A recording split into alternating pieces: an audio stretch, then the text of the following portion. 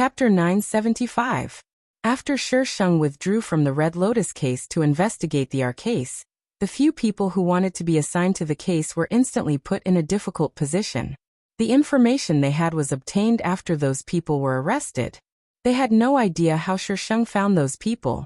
Looking at Sheng's attitude, they knew that he would never tell them. The group of people regretted it so much, but it was useless. The R case was still the most important to He Xian.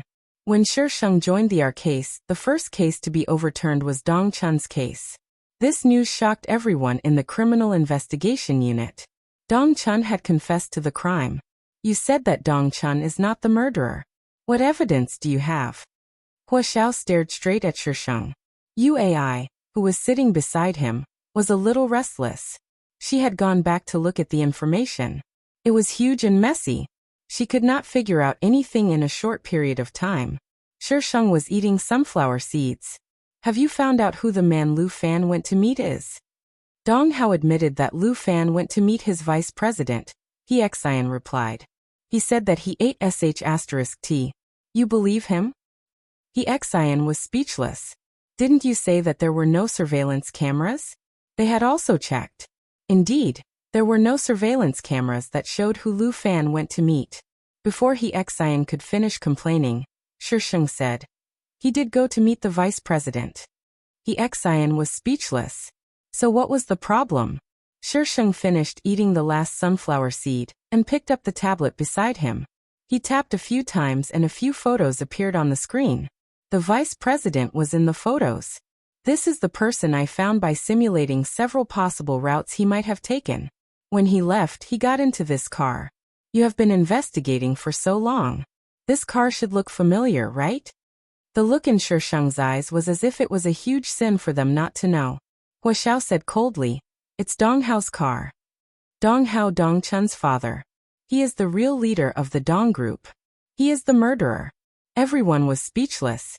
Sheng suddenly came to this conclusion. Everyone was dumbfounded. Dong Chun was Dong Hao's son. Why would he send his son to prison? The evidence is Qinyu. He Xian took a deep breath and reminded Sheng. They couldn't conclude that Dong Hao was the murderer, just because the vice president got into Dong Hao's car in the end, right?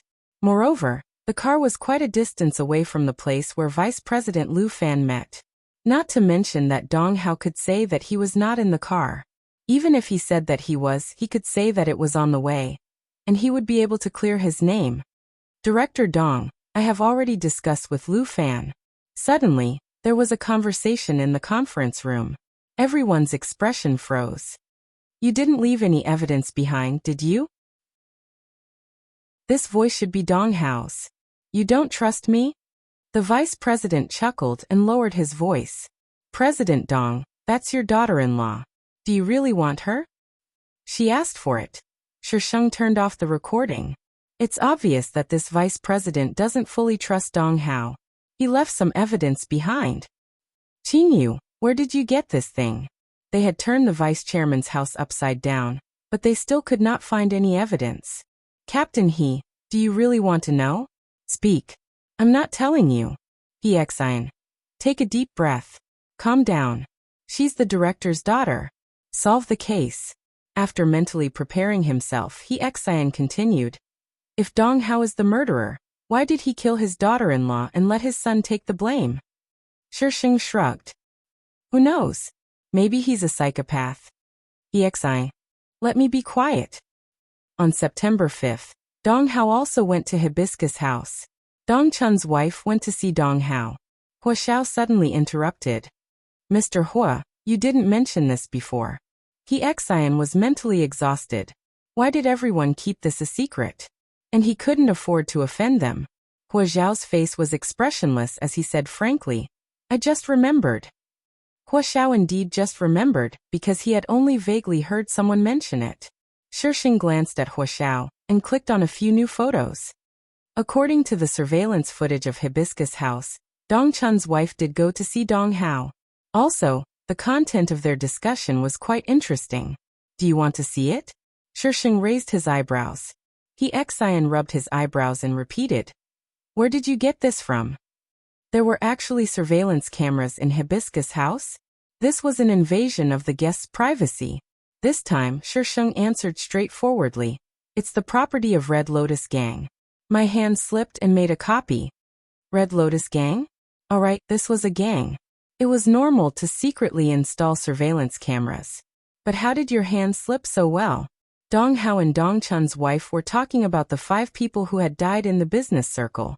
Dong Chun's wife seemed to have heard the news from somewhere, and questioned Dong Hao about why he had gotten someone to cause such an accident and kill them. Dong Hao denied it at first, but Dong Chun's wife became more and more agitated as she spoke. In the end, it somehow involved a big project from 15 years ago. That project was the most famous landmark building in B City today, the Twin Towers.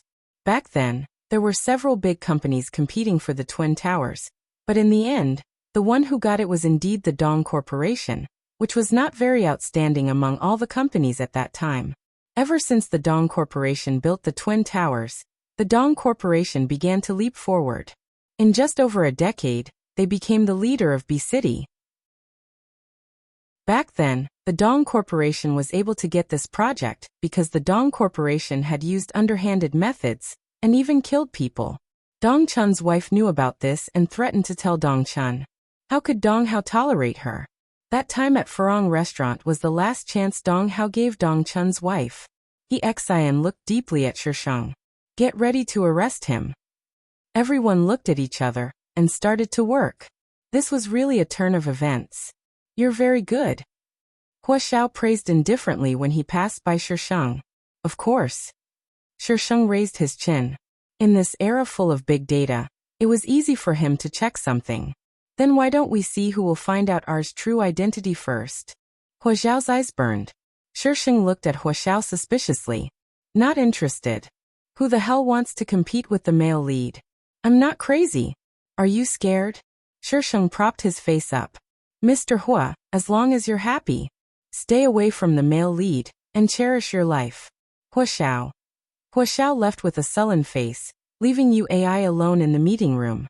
She looked at Shisheng and gritted her teeth. You're lying. Shisheng raised his eyebrows. So what? Uai was speechless.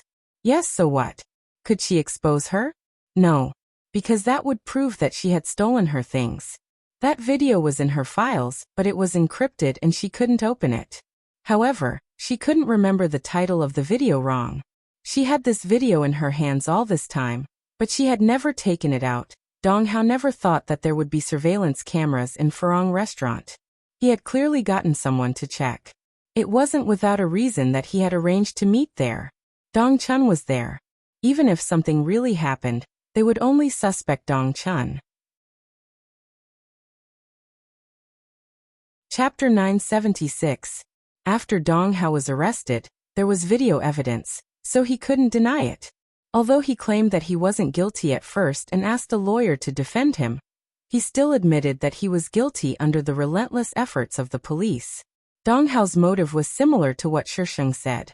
Seeing that the police were investigating deeper and deeper, Dong Hao decided to sacrifice the rook to save the king. But Dong Chun was not stupid. How could he be Dong Hao's scapegoat? At this time, Dong Hao told Dong Chun that his son was not dead. He had asked someone to swap the child. He couldn't let the Dong family have no children. At that time, the child was crushed very badly. Dong Hao didn't allow the autopsy on the grounds that he didn't want to disturb the child. It was just a child. The forensic doctor couldn't persuade Dong Hao and just thought that he cared about his grandson. But he didn't know that Dong Hao had already swapped the child. Dong Chun cared about his son very much. Dong Hao threatened him with the child, so Dong Chun had to agree in the end. As for the motive of killing the vice president, half of the reason was that the vice president knew too much. The other reason was that he knew that the police were about to find the vice president. When the police asked him how he knew, he said that he bought the information from someone else. They contacted each other through a website where all kinds of information were bought and sold. But when the police checked the website, it showed that it didn't exist. They couldn't find any information. If Dong Hao hadn't said it so confidently, they would have suspected that Dong Hao was deceiving them. Shisheng remembered that website. It was the website that Jiangsu had created with a mixture of languages from all over the world. She had asked Jiangsu about it. Jiangsu said that it was the world's largest intelligence website, and the owner was him. Shisheng didn't dare to help the police check the website. When He Xian came to her, she only said that she didn't know and couldn't do anything. Uai had wronged Dong Chun, but it was more because Dong Chun had confessed, so Uai was only deducted a few months' salary. Nothing happened. On the day that Dong Chun was released, many people went to the police station to watch. There were also reporters outside. The gate of the police station was like a vegetable market. He Xian's men stood at the back. He watched Dong Chun answer the reporters' questions with a sad face, and whispered to the people next to him. Did Dong Hao tell us about the nanny? No, Dong Hao insisted that he didn't know about it. The nanny's death merely drew your attention back to the Dong family. Why are you? He Xian looked to the person who spoke. The voice behind him stopped abruptly. Qingyu, why did you come out? Are you trying to stir up trouble again? This rich young lady would cause trouble without a word. And it was not a small matter. He was now afraid of her. It would have been better before she fell ill, at least at that time. The things she did were small matters that were resolved internally. I'm here to watch the fun. Shisheng was munching on melon seeds. Captain He, do you want some? He Xian glared at Shisheng. The Dong group's case is closed, but the R group's case is not. Who is in the mood to eat sunflower seeds? He Xian looked at Shisheng suspiciously. Why was there something wrong with this girl? She was so different from before. Could it be that after falling sick he had released his natural instincts? Sister, your letter. Shisheng lowered her head to look at the child who was tugging at her clothes. He was holding an unsigned letter in his hand.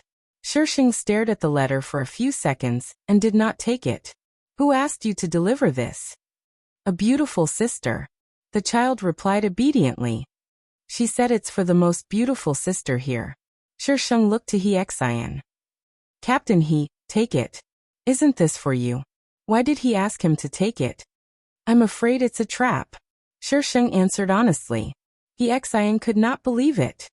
You're afraid it's a trap, so you asked me to take it? Shisheng said seriously. You're the captain. If you don't go to hell, who will? He Xian wanted to strangle Shisheng. He took the letter from the child and tore it open. There was only a blank letter inside, and there was only an R signature. He Xian and the people behind him all changed their expressions. R had appeared. Why did he send you this? He Xian looked at Shisheng and pointed at the R signature in the middle of the letter. What does this mean? Shisheng thought for a while and praised himself shamelessly. Maybe it's because I'm good looking? He Xian's expression was serious. Qingyu, do you know how serious this is? Or has sent you a letter? Shisheng nodded seriously. I know. He sent me a letter. I saw it. You don't have to repeat it. He Xian. Then can you be a little nervous? What's with your indifferent expression? You're making us look like lunatics. Buzz. Shisheng's phone suddenly vibrated. Everyone's eyes focused on her. Shisheng calmly took it out. The sender was Jiangsu. He wanted her to bring him something when she went back. Just as she was about to reply, another message from an unknown number came in. I thought you were very powerful.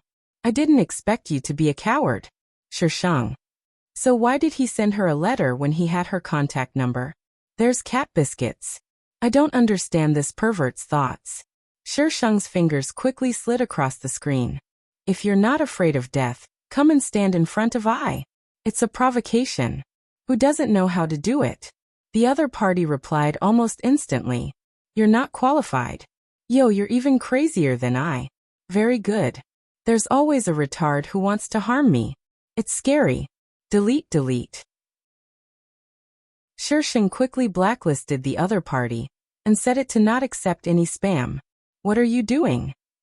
He Xian waited for Shisheng to put the phone back in her pocket before asking her. Shisheng pouted and said, chatting with that retard R. Flip's table. Was the R she was talking about the R he knew? Z and a few R's. He Xian was furious. You have R's contact number? Why would I need a retard's contact number? Shisheng looked disdainful. Who isn't a retard in your eyes? He listened to her calling him a retard all day. He was almost a retard himself. Calm down, calm down, calm down. He Xian took deep breaths. Then you said you were chatting with R? He looked for me himself. He said he liked my beauty. He Xian was about to explode in anger. He gritted his teeth and said, "Give me his number. Maybe we can track his location." Delete it. Delete. He Xian was glad that he didn't have a heart attack. Otherwise he would die of anger. He pointed at Shisheng. His fingers were trembling and he couldn't speak clearly. You, Captain He, forgive me for being blunt. You might be able to track this number, unless you find a world-class hacker. Obviously, you won't be able to find it. Besides, if I'm R, I'll definitely throw it away. So no matter what, it's futile. Shisheng patted Captain He's shoulder. Don't waste your energy. Go home and eat. He Xian was speechless. *T. I'm going to call the police. There's a lunatic here who attacks his own people. #hashtag today's tulip-flavored ticket #hashtag monthly ticket #hashtag my obsession with monthly ticket #hashtag 2000 monthly ticket update #. Chapter 977. When Shisheng came back from the police station, he heard a commotion as soon as he stepped out of the elevator. Who is so wicked? This kind of person should be arrested. Don't you care about the property management? We paid so much money and you don't even know what happened? You have to give us an explanation today. What the hell is going on? The property management staff was surrounded and tried to explain. Everyone, please calm down. We will definitely give you an explanation. There was a pungent smell of paint in the corridor. Shisheng squeezed in and saw that the corridor was covered in paint. Shisheng looked at her door and then looked in the direction of the paint. He had a rough idea of what had happened. Someone came to her house to cause trouble and was repelled by the defensive talisman. There were no surveillance cameras in the corridor, only in the direction of the elevator. The property management staff saw a person carrying a bucket of paint out of the elevator. About 2 minutes later, he ran back to the elevator with blood all over his face, as if a man-eating monster was chasing him. Shisheng was used to people trying to cause trouble secretly, so he calmly opened the door and went in. Jiangsu was waiting at the door. The first thing he said was, "Someone came this afternoon." Oh.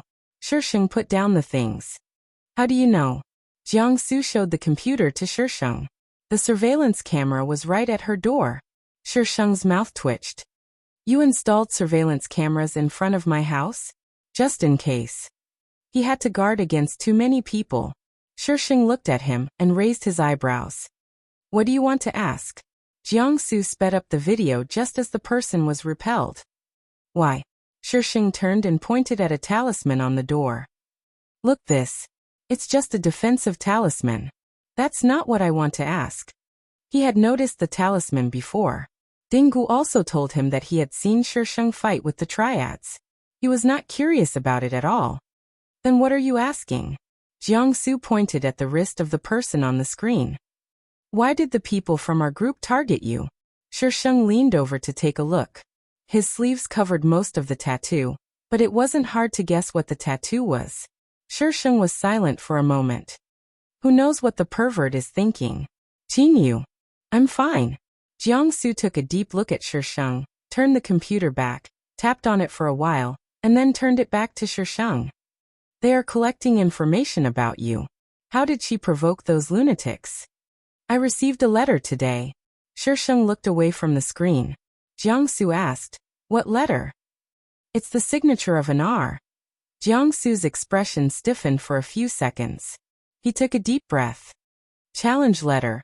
That's a challenge letter. Shisheng was slightly surprised. A bunch of idiots want to challenge me? Amazing. Do you think I'm made of paper? Jiangsu. Why did she always act as if I was invincible, and they were all idiots? Can I use your website? Shisheng pointed at Jiangsu's computer. Jiangsu shook his head. I can't trace them. I've tried. They never use the internet in their own territory. Shisheng smiled confidently. They will always use it. As long as they have existed, I can find them. Don't talk nonsense. Are you going to let me use it or not? Jiangsu handed the computer over. Play by yourself. Don't disturb me. Shisheng took the computer and walked to the room. Jiangsu looked at the things that Shisheng threw on the ground and shook his head helplessly. This kind of girlfriend was indeed useless. Wait a minute. Jiangsu suddenly called out to Shisheng. What's wrong? Are you hurt? Jiangsu pointed at Shisheng's sleeve, where there was a small bloodstain. Shisheng took a look and casually explained, maybe it's paint. Jiangsu looked at her suspiciously. Shisheng's lips tugged into a smile before she turned and entered the bedroom. Ever since Shisheng solved the Dong Group's case, Hua Xiao liked to appear in front of Shisheng.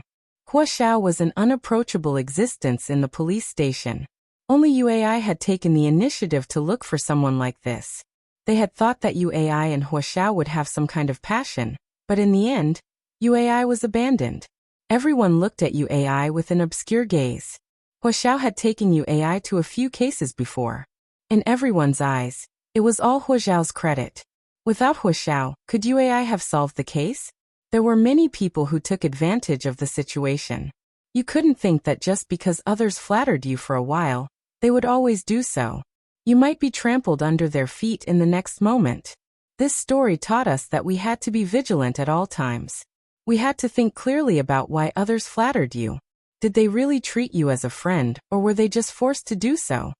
Xiao Ai, are you okay? Huang Song saw that UAI didn't look well, and went forward with concern. Are you feeling unwell? I'm fine, thank you. UAI shook her head, took the documents on the table and started to work. Huang Song moved his lips, wanting to say something but hesitated. He stood beside UAI for a long time before leaving. At noon, everyone was eating when they suddenly received a report that a body had been found. Everyone didn't have time to eat and immediately went to work. Qingyu, why are you still eating?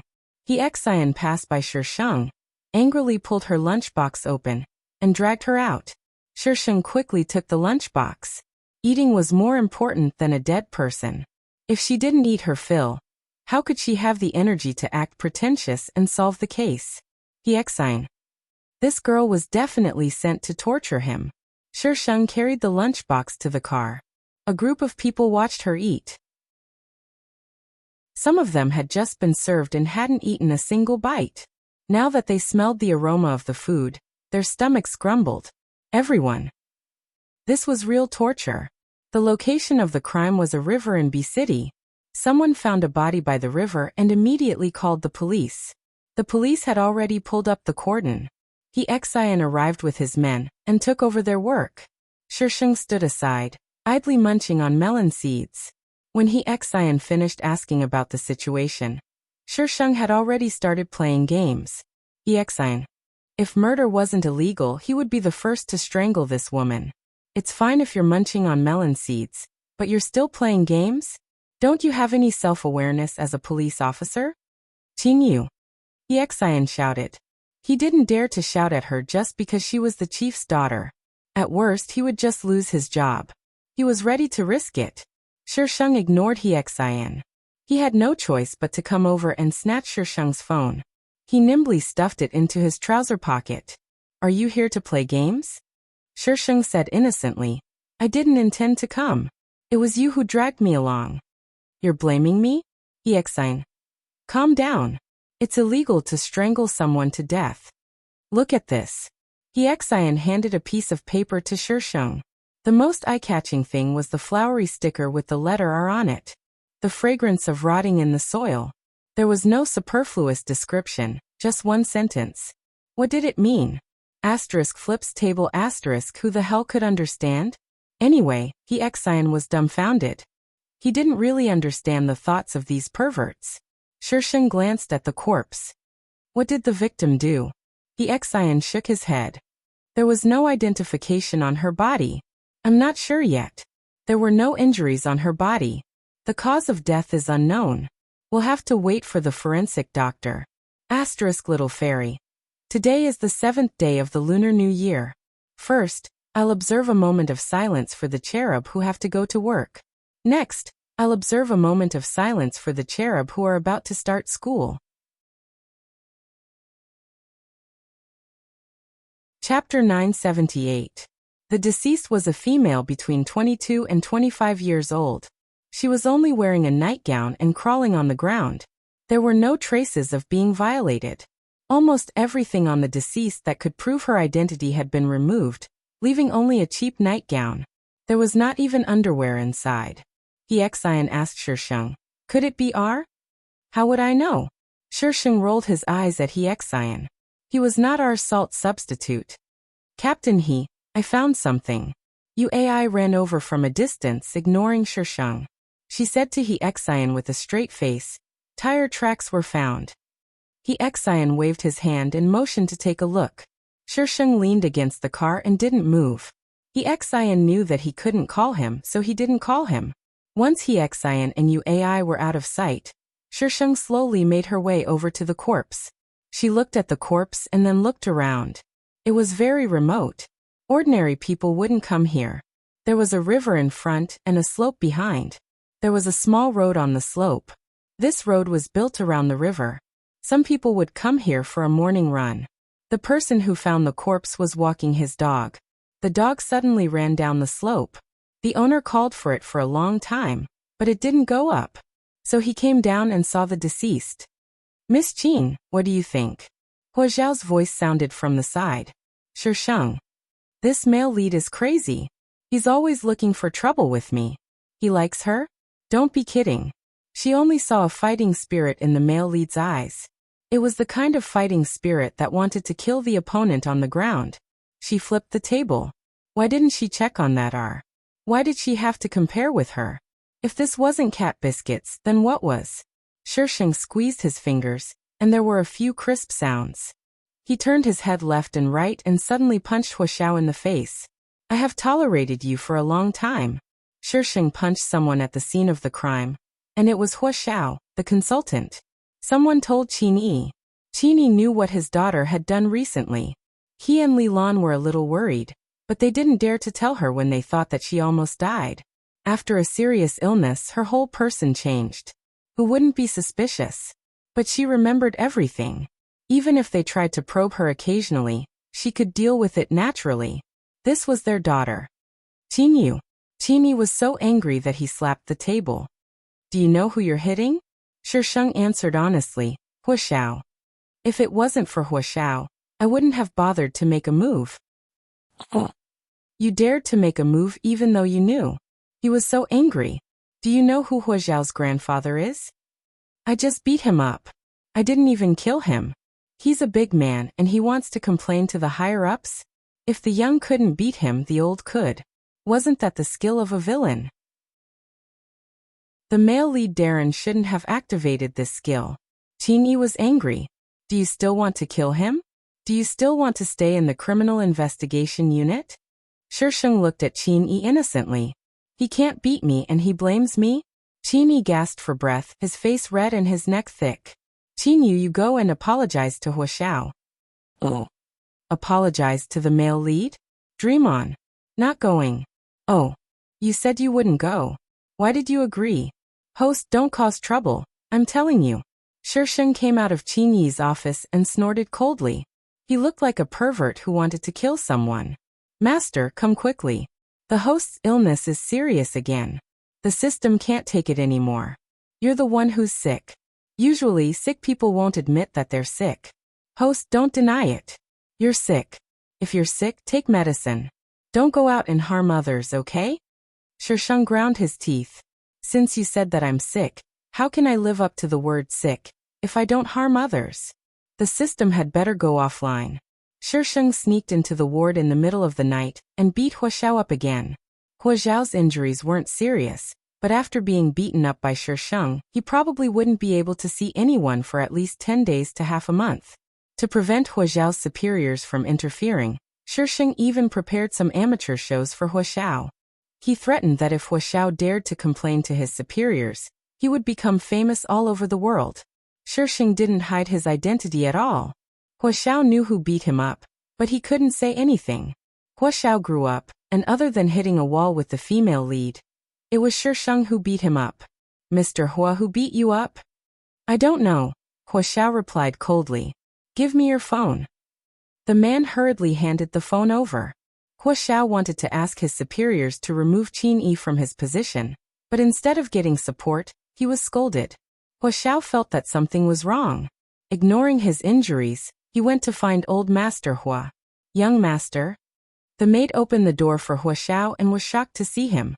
It took her a while to recognize that it was her young master. In the past, Hua Xiao rarely came back except for festivals. Why did he come back today with a bandage on his head? Without saying a word, Hua Xiao strode inside and went straight to the study. He didn't even knock on the door and directly pushed it open. Grandpa. There were many people in the study. When Hua Xiao suddenly entered, they all stopped talking and looked at the door. Hua Xiao, do you have any manners? Get out. Old Master Hua, who was standing in the middle, immediately scolded him. Hua Xiao didn't expect so many people to be there. He nodded slightly and left the study. The people in the study soon came out. Hua Xiao watched them leave.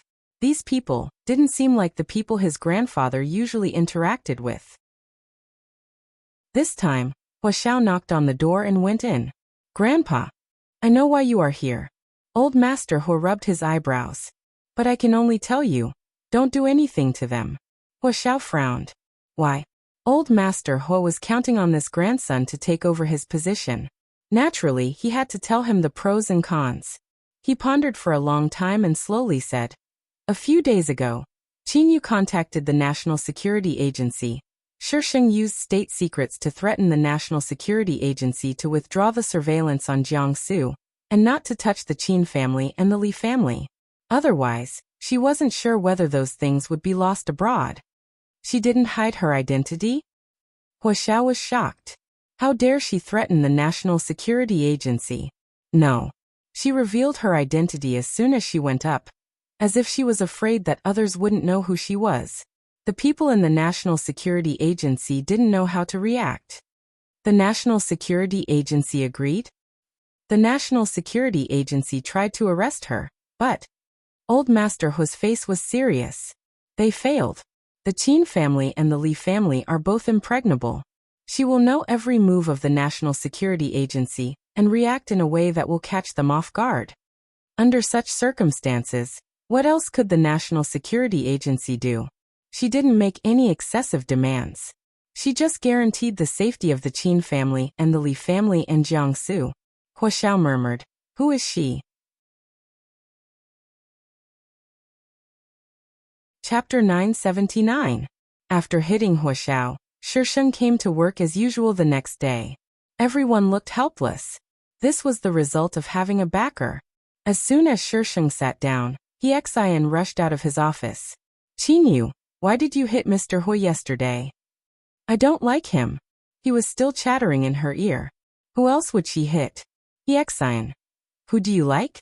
He had never seen her being pleasant to anyone before. She would scold him at the slightest disagreement. Xian lowered his voice and looked around like a thief. Aren't you afraid that the Hua family? Shisheng smiled mysteriously. They wouldn't dare. She wasn't stupid. Of course, she had to solve her own worries first. Cough, cough, cough. Although he didn't know where this little girl got her confidence from, he thought that there shouldn't be any problems with the chief. He changed the topic and said, the identity of the deceased hasn't been found. There are 3 cases of missing women who are more likely to be the deceased. Go to one of them. I'm not going. Xian was already used to Shisheng's rejection. He took out the letter from his pocket.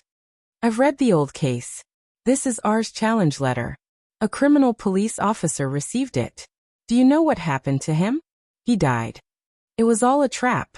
According to the plot, this letter should have been sent to the male or female lead. But now it had fallen into her hands. The hunter would shoot the bird that sticks out. It was better for her to keep a low profile in the future. It's good that you know. Hurry up and investigate. The sooner you find R, the better.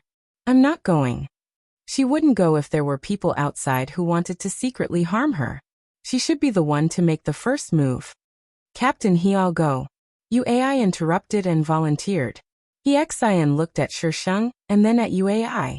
In the end, he could only leave it to Uai.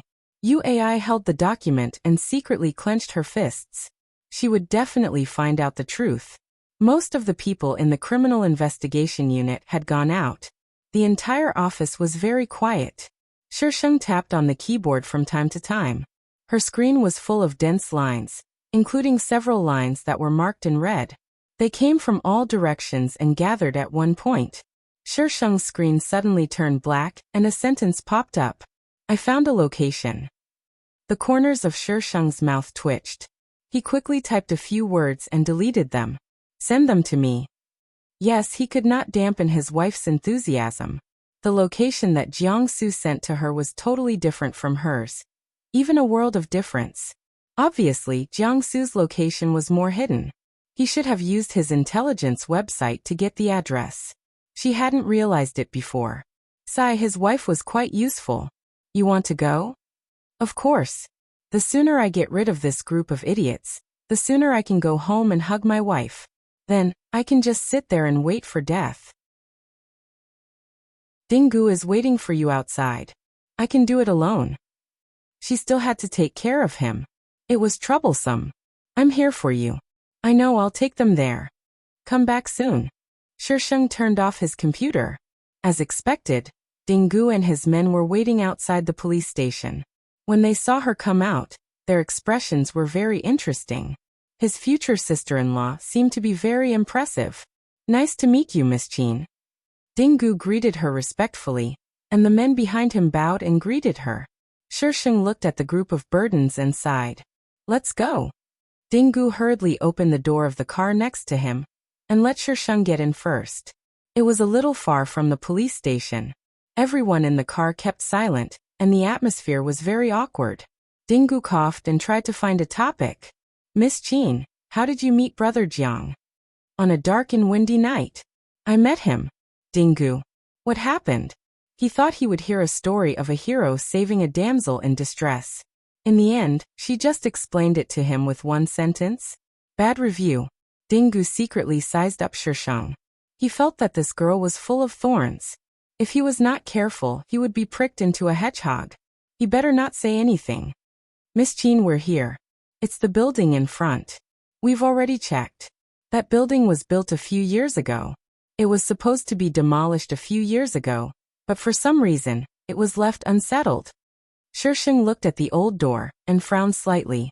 This building was stuck in the middle of a group of buildings. It was not good to make a big noise. Shisheng took out a stack of talismans and gave them to Dingu. Go around the building and stick one talisman every 10 meters.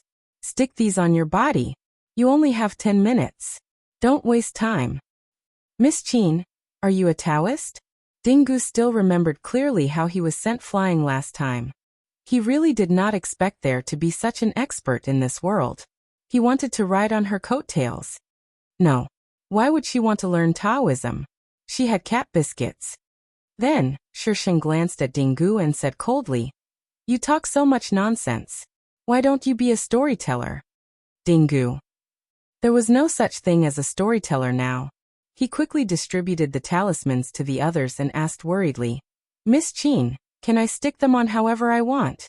As far as he knew, there were many rules for these things. Whatever. As long as you stick them on the front. Shisheng waved his hand. Hurry up. This building was not big. Dingu and the others quickly put up the talismans. However, when they returned to the car, they found that Shisheng was gone. Jiangsu had asked them to protect the good people. Now that he was gone, Dingu hurriedly ordered them to split up and look for him. This building was an old-style building. There was a yard in the front. There were some ropes in the yard. There were many clothes hanging on the ropes. There were men's and women's clothes. There were no children's clothes. At this time, the building was silent. Nothing could be heard. Shisheng swaggered to the middle of the yard. Stop hiding. Come out. Her voice echoed in the yard. For a long time, no one responded. Whoosh. The sound of something breaking through the air came from behind Shisheng. Shisheng put some force on his toes and nimbly avoided the hidden weapon that was shot from behind. The hidden weapon hit the trunk in the yard, making the leaves rustle. Shisheng turned his wrist, and the iron sword appeared in his hand. He waved it behind him. The sword aura was so strong that it left a deep ditch in the ground. Bang! Ah! Two voices sounded one after the other. A figure rolled out of the dark. The clothes on his body were torn by the sword aura. They could barely cover his body. Shisheng tilted his head, and the corners of his mouth curved into an evil smile. You're so young. You don't learn good things. How dare you stab me in the back? It's fine if you stab me in the back, but you can't do it well. What's the use of you? The boy on the ground groaned in pain. He had no energy to listen to what Shisheng was saying. His skin felt like it had been cut by a knife. Every inch of his skin was burning with pain. Shisheng looked in the direction of the building again. Shisheng walked towards the boy with his sword. The tip of the sword dragged on the ground with a harsh sound. The splashing sparks were reflected in the boy's painful eyes. The cold air came from the ground. The boy shivered. He supported himself with his hands on the ground and stepped back with difficulty. Chapter 980. It seems your friend has given up on you. How do you want to die? Shisheng looked down at the boy. You. The boy's face was pale and his voice was trembling. You're a cop. You won't kill me. Shisheng smiled. There are bad cops in the police. Why won't I kill you? Shisheng waved the iron sword at the boy's heart. Stop. A shout came from the second floor. Countless guns were pointed at Shisheng. A man was standing on the second floor. He was obviously the leader of these people. Shisheng tilted his head and looked at these people from head to toe. The man shouted. Qinyu, let him go. He's still a child. Don't involve children in our feud. A child who wants to kill me? Shisheng said indifferently. Why should I let him go? The man frowned. His eyes were full of doubts. She was a cop.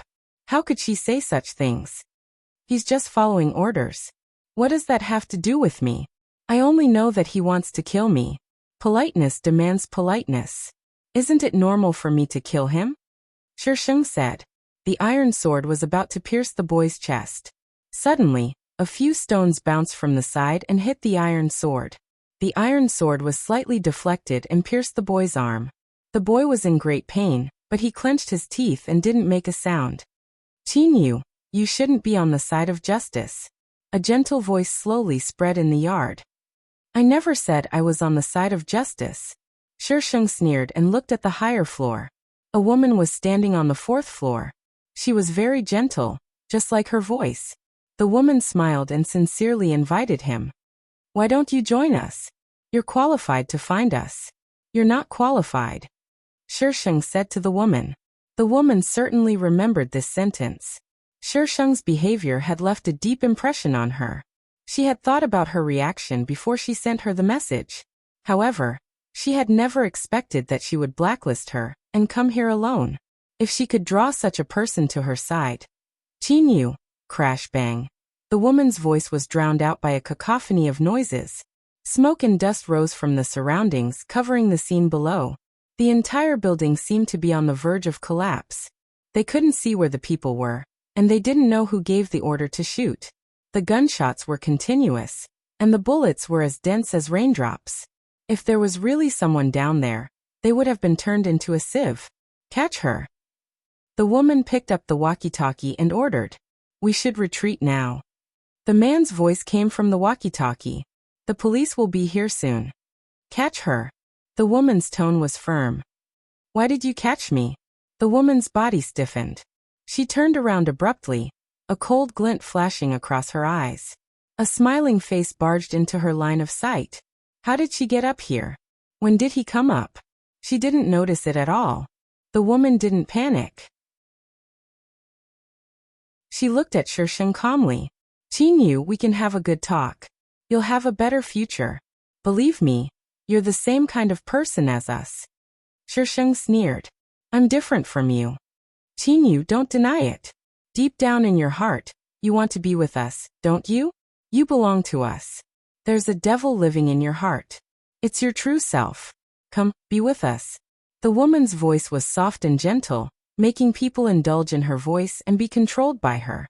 The woman observed Shisheng's change, but except for the smile on her face getting bigger and bigger, there was no other effect. How could this be? Why didn't she react at all? Retreat. The woman grabbed the walkie-talkie, shouted loudly, and jumped down from the balcony. Shisheng didn't chase after her. He put the iron sword on the balcony took out some melon seeds and began to eat. The building gradually quieted down, but it was soon broken. The woman led people back to the yard. She looked up at Sheng on the balcony with a complicated expression. She was standing on the balcony just now, but in just a short time, their positions were switched. Qingyu, what did you do? The woman finally panicked. They couldn't get out, not even from the underground passage. It was as if someone had covered the building with a transparent glass cover. Sheng answered with a smile. I just trapped you guys. What do you want? The woman stepped forward on the bumpy ground. Tell me what you want. Nothing. I just want to catch you. The woman. You want to catch us but not do anything? The woman took a deep breath. I lost today, but do you think it's over? She didn't expect her to find this place, and she didn't expect her to be so capable. These two surprises left her with no way to retreat. Qingyu, you really won't let us go? Get out if you can. If you can't, stay here. Sheng ate some melon seeds calmly. The woman raised her hand and showed him the thing in her hand. There's a bomb buried below. If I press the trigger, we'll all die. Have a safe trip. Sheng waved her hand calmly. The woman choked. Aren't you afraid? How could she be so calm? Why should I be afraid? I'm not going to die. The woman's voice gradually became fierce. The bomb buried below is enough to blow this place to the ground. You can't run away. Sheng laughed arrogantly. You want to take my life? Dream on. Qingyu has to pay the price for his arrogant words. Sheng's lips curled into a cold smile. The woman's hand trembled. She suddenly doubted whether she had the ability to escape. She was too calm. No matter what Sheng did or said, her emotions didn't fluctuate at all. It had been less than an hour since she had appeared, but they had been forced to this point. Maybe, no matter how powerful she was just a human. The woman looked at the people behind her and nodded. Come on, we're ready. If they couldn't get out, they couldn't be caught by the police. The woman looked up at Sheng and said word by word. Qingyu, it's not over yet. She slowly pressed the red button. Flames rose to the sky. The last thing she saw was the person on the balcony being wrapped in a ball of white light. He rose quickly and disappeared into the sea of fire. Bang! A violent explosion resounded through the sky. The surrounding buildings were affected. Glass shattered and fell like hailstones. The heat wave swept over and set the buildings ablaze. Asterisk. There should be a group name here. Woman, I don't even have a name and I'm dead? That's too casual. Exian. Fortunately, I have a name. Old Zhang. What did I say? Doctor. No name plus 1 bodyguard. No name plus 2 passerby A. No name plus Yao Yao Ling. Chapter 981. The fire spread widely and caused a second explosion because there was a natural gas pipeline nearby. Fortunately, except for the first explosion, the second explosion evacuated the crowd, and no one was hurt. The fire brigade put out the fire for a day and a night. The news was all over the place and the cause of the explosion was even more confusing. Dingu sent Sheng downstairs with a confused look. Miss Qin, don't talk nonsense, or you'll be the next one to die. Sheng unfastened the seatbelt and opened the car door. She got out of the car and bent down slightly to look into Dingu's eyes.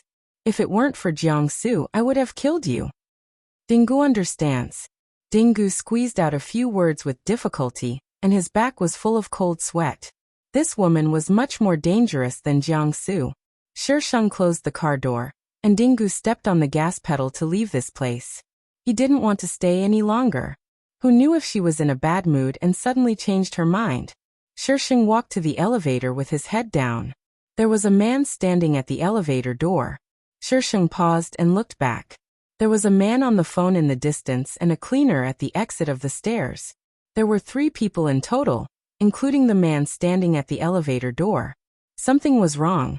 Sheng's eyes narrowed. She stepped forward and kicked the person at the elevator door. Taking advantage of the moment he bent over in pain, she quickly took the gun from him. The cleaner and the man on the phone ran over at the same time. Miss Qin, calm down. Are you from the National Security Agency? The cleaner raised his hands and said sincerely, Miss Qin, we don't mean any harm. Shisheng snorted.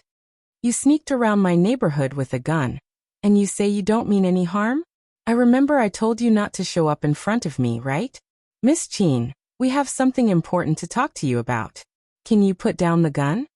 It felt good to point the gun at others, but it didn't feel so good when it was pointed at himself.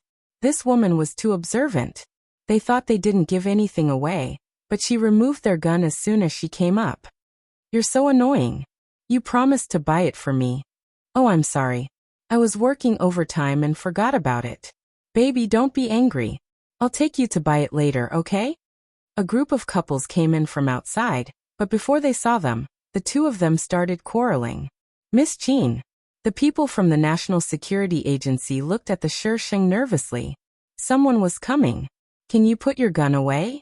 Shisheng glanced at them, and didn't intend to put away his gun. Seeing that she didn't move, the three people from the National Security Agency had to block her view with their bodies. Fortunately, the girl ran away while the couple quarreled, and the boy chased after her. The three of them looked at each other. This Miss Qin was really willful. If someone saw her holding a gun, wouldn't they look for her? The atmosphere was a little tense, and a sense of oppression spread silently. Finally, someone couldn't help but break the silence. Miss Qin, why are we standing here? Why are you looking for me? One who is unaccountably solicitous is hiding evil intentions. The man on the phone coughed and said with a serious face, to be precise, he's looking for you and Mr. Jiang. Miss Qin, can we talk upstairs? Who knew if someone would come in the next second? I won't do anything for you.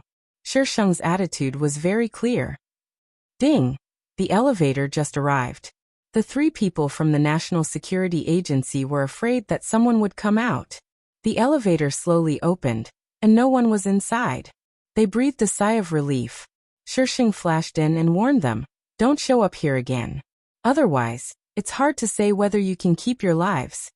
The elevator slowly closed. When the door was about to close, Shisheng threw the gun out. The three people looked at each other blankly as the elevator went up. What should we do now? The cleaner was speechless. She didn't even listen to them and refused. The higher-ups didn't allow them to confront her directly. They had to persuade her nicely, but they had to have a chance to talk first.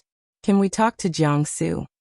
Jiangsu doesn't go out at all, and we can't get into her house. How can we contact her? They all knew that there were some secret departments in the country, and metaphysics was part of it. Before Shisheng came back, they had invited people to check, but those people couldn't do anything. Let's try Old Master Li. After all, he used to be a member of our system. That's the only way. Time is tight. You two go to Old Master Li. I'll think of a way. The cleaner suggested. The other two people looked at each other and said, okay. The photos caused 10 deaths and dozens of injuries.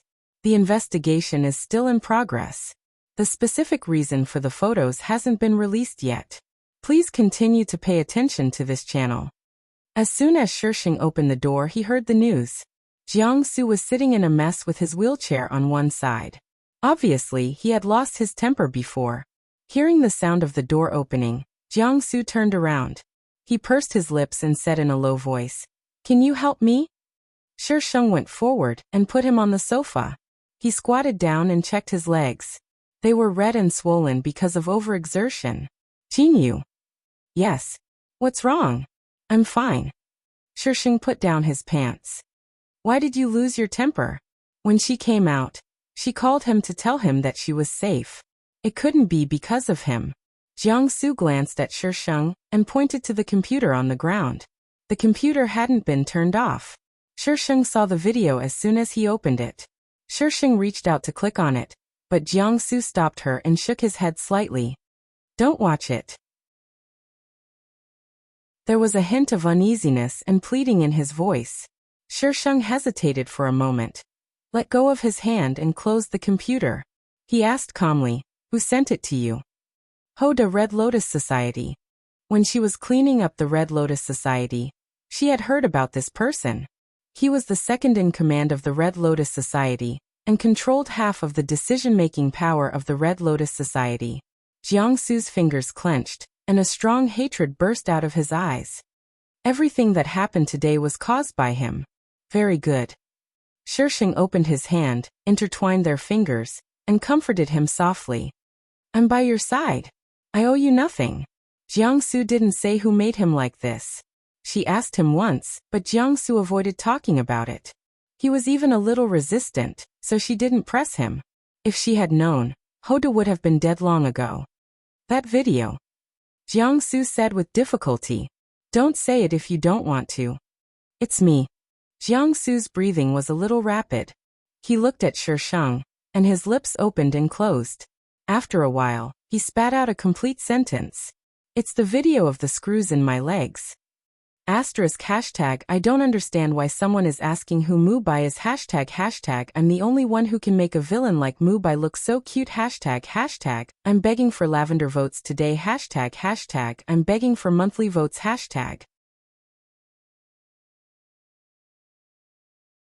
Chapter 982. As the second in command of the Red Lotus gang, Hoda's strength and strategy were not to be underestimated. He directly uploaded the video to the website. He knew that Jiangsu would definitely see it. What does he want you to do? Daring to threaten her people. This person must want to go to heaven. Jiangsu was silent for a while. Project Heavenly Star. What's that? Jiangsu frowned. It seems to be a list. I saw it when I hacked into the National Security Agency. There's an encryption at the bottom, but I didn't have time to unlock it. National Security Agency. Shisheng thought of the 3 people who had come to find him just now. Red Lotus Gang National Security Agency. What if wasn't a newspaper organization? Shisheng took out his phone and called Xian. Captain I want all the case files related to Huh? What do you want? It was very noisy on Xian's side, and he didn't know where he was. Just send it to me. Shisheng hung up the phone. Xian was very busy, but he still sent someone to send the information to Shisheng. Shisheng compared the information of the victims in each case, from their birthplace, where they studied, to their family background. Shisheng looked at the large pile of information with a headache. She flipped through it twice but didn't find any connection between these people. Some of the victims weren't even local. They came from all over the world. What connection could there be? So annoying. She wanted to kill someone to calm herself down. Shisheng stood up suddenly. Jiangsu was shocked and looked at her. What's wrong? Shisheng gritted his teeth. Kill Hoda first. Since he wanted to know about Project Heavenly Star, it proved that he knew something. Tell Hoda that we got it. You want to lure him here? Shisheng smiled sinisterly. This is the easiest way, isn't it? Compared to her looking for a needle in a haystack, it was better to let him do it himself. He might not believe it. Even if he did, he might not appear in person. Whether he believes it or not, as long as his people appear, it will be much easier to find him. Jiangsu hesitated for a moment. You alone? Hoda had many people. How could she deal with so many people alone? I'm not afraid no matter how many people they have. Shisheng snorted arrogantly. Jiangsu didn't want to let Shisheng take risks, but how could he resist Ba Daosheng? In an abandoned warehouse, Hoda sat on the sofa with a young man standing opposite him.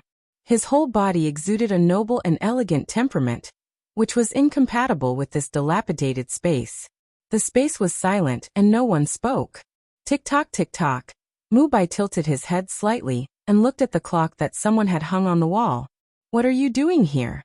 Hoda broke the silence. Mubai smiled. Of course it's to take back what belongs to me. Hoda's eyes narrowed, revealing an ominous glint. Your things? What belongs to you? Mubai smiled at Hoda. Everything you have now belongs to me. Kid, you're still too inexperienced. Hoda sneered. It's fine for young people to be arrogant, but you're too confident. Do you think I'll let you go when you come here alone?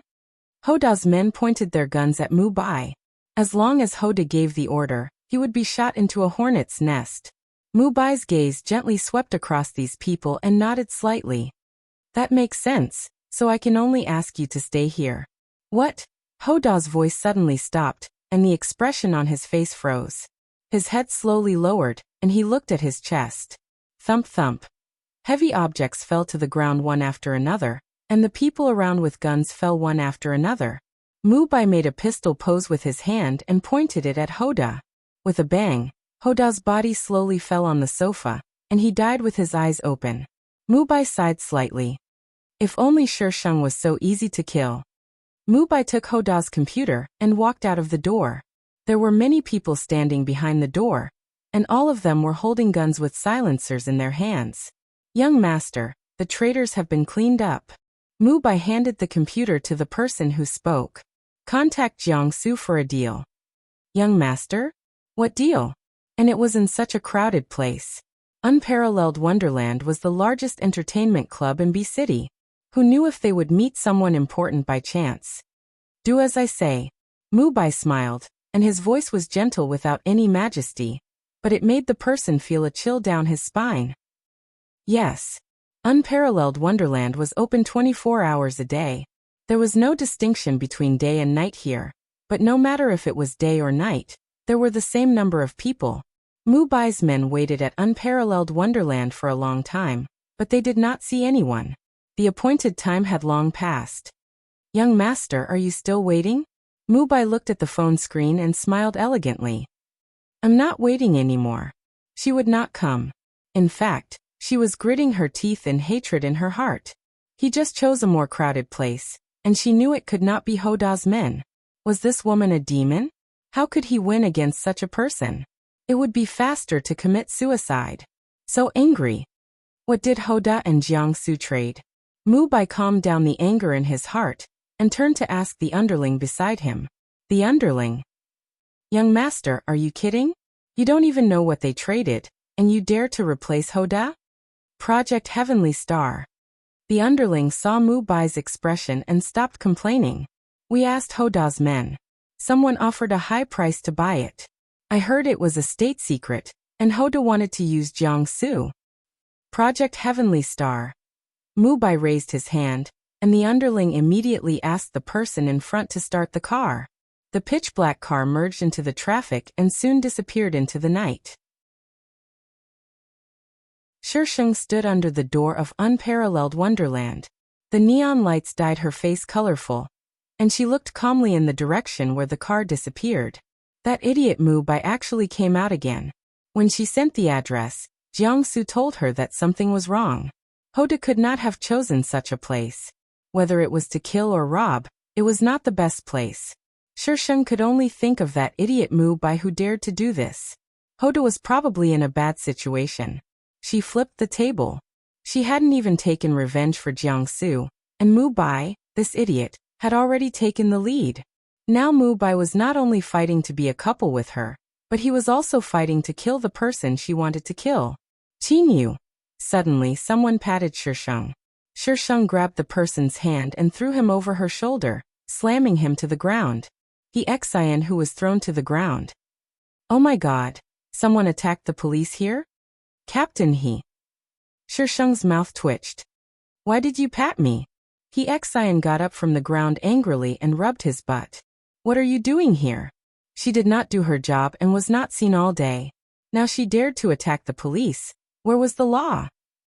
Taking a walk. You came here to take a walk. The Xian stared at her. This place was a mix of good and bad people. Would the director allow her to come here? Regardless of whether others believed it or not, she did not believe it.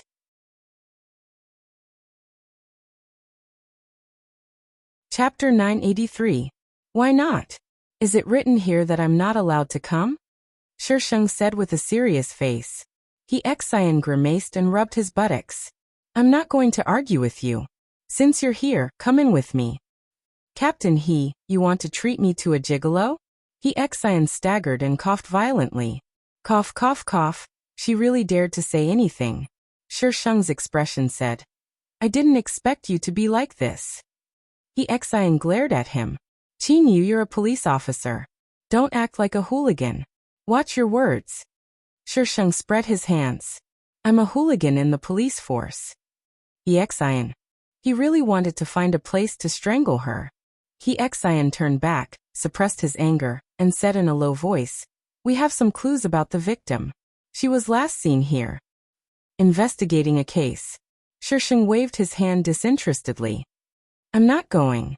His wife was waiting for him to go back. Xian grabbed her.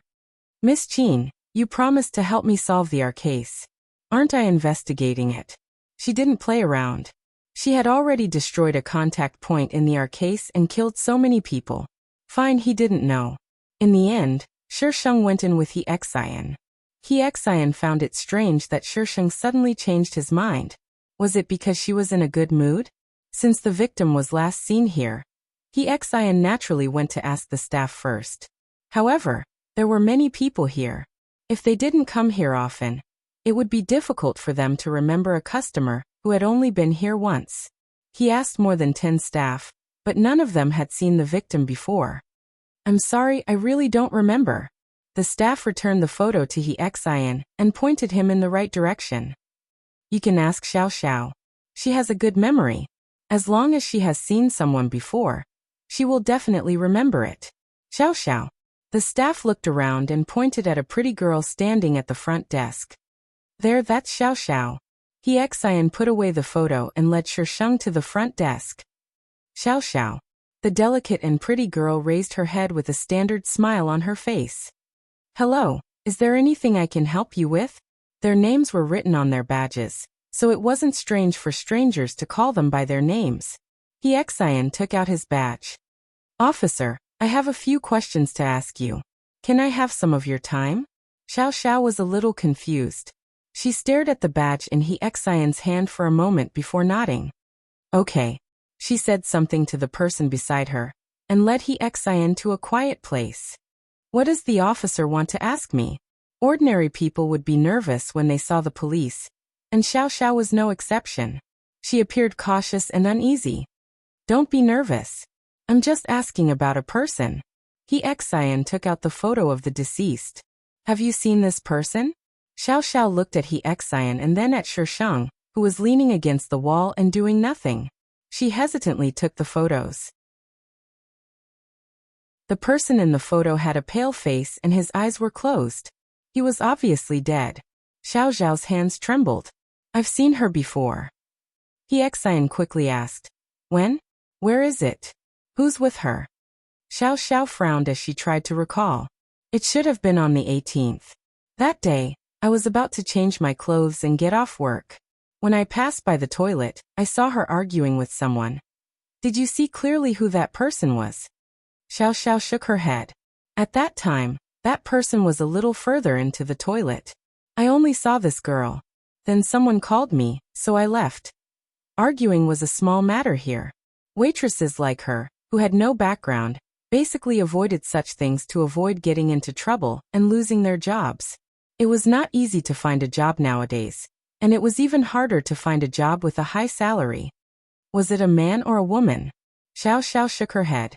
At that time, someone had left the door open, and there was music coming out, blurring the sound. You have surveillance cameras here, right?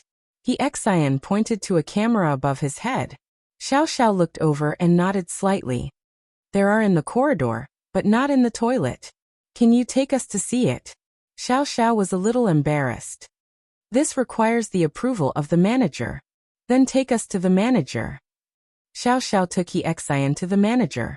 The manager was very straightforward and quickly took him to check the surveillance cameras.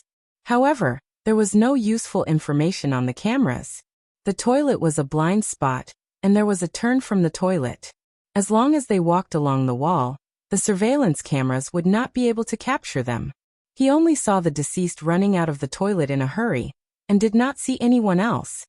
If you think of anything else, give me a call, okay? Xian left his number with Xiao Xiao. When he turned around, he realized that Shisheng was gone. Did you see my partner? Xiao Xiao pointed to a private room in the distance. I saw her go in just now. Xian walked to the door of the private room. Before he could push it open, the door was pulled open. Shisheng came face to face with him. What are you doing? Xian looked inside and saw two people lying in the private room. The corner of his mouth twitched. Who are they? Xian squeezed Shisheng in and checked the two people. After confirming that they were still alive, he heaved a sigh of relief. Who are they? Why did you hit them? They followed me. What's wrong with hitting them? This is considered self-defense. Shisheng let go of the door. The door closed automatically, and the room fell into darkness. Followed you? Why did they follow you? Who are they? What are you doing behind my back? Who knows? I've offended many people. Xian almost choked on his breath. You've offended many people, but you're still so proud of yourself? What's there to be proud of? Xian turned on the light and picked up one of the people. He shook him but didn't wake up. Then he slapped him. Shisheng. Should she remind Xian that they were from the National Security Agency? You hit people from the National Security Agency? Do you still want to live in this world? Forget it. Just pretend that she didn't know. Shisheng silently averted her gaze. By the time Xian woke the man up, his face was already swollen to the point of swelling. Xian grabbed him by the collar. Who are you? The person was still a little confused. His face was burning with pain. After a while, he gradually regained consciousness and remembered that he had been hit. He quickly said, "We're from the National Security Agency." The National Security Agency? Xian raised his voice and snorted. You don't even know how to lie. Why are people from the National Security Agency here? We're really from the National Security Agency. We've seen Miss Qin before. The person looked at Shisheng. Shisheng answered in all seriousness, No, I haven't. The members of the National Security Agency. Xian looked at Shisheng suspiciously. Shisheng said seriously, How could I have seen people from the National Security Agency? Xian thought about it and agreed. The National Security Agency was so high and mighty. How could she have seen them? Looks like I can only invite you to the police station for tea. Xian pulled the person up and called the team to bring people over to arrest them. Asterisk. There should be a group name here. Member A of the National Security Agency, waiting for Captain He to be slapped in the face. Captain He. Why would I be slapped in the face? Cherub. Because you've been tricked by my Sheng. Shisheng, I don't know anything. Little Fairy. You have time to chat. Why don't you go and vote? Captain He. Angry Little Fairy, what did you do? Little Fairy. I was just asking for votes. How could I get shot while doing nothing?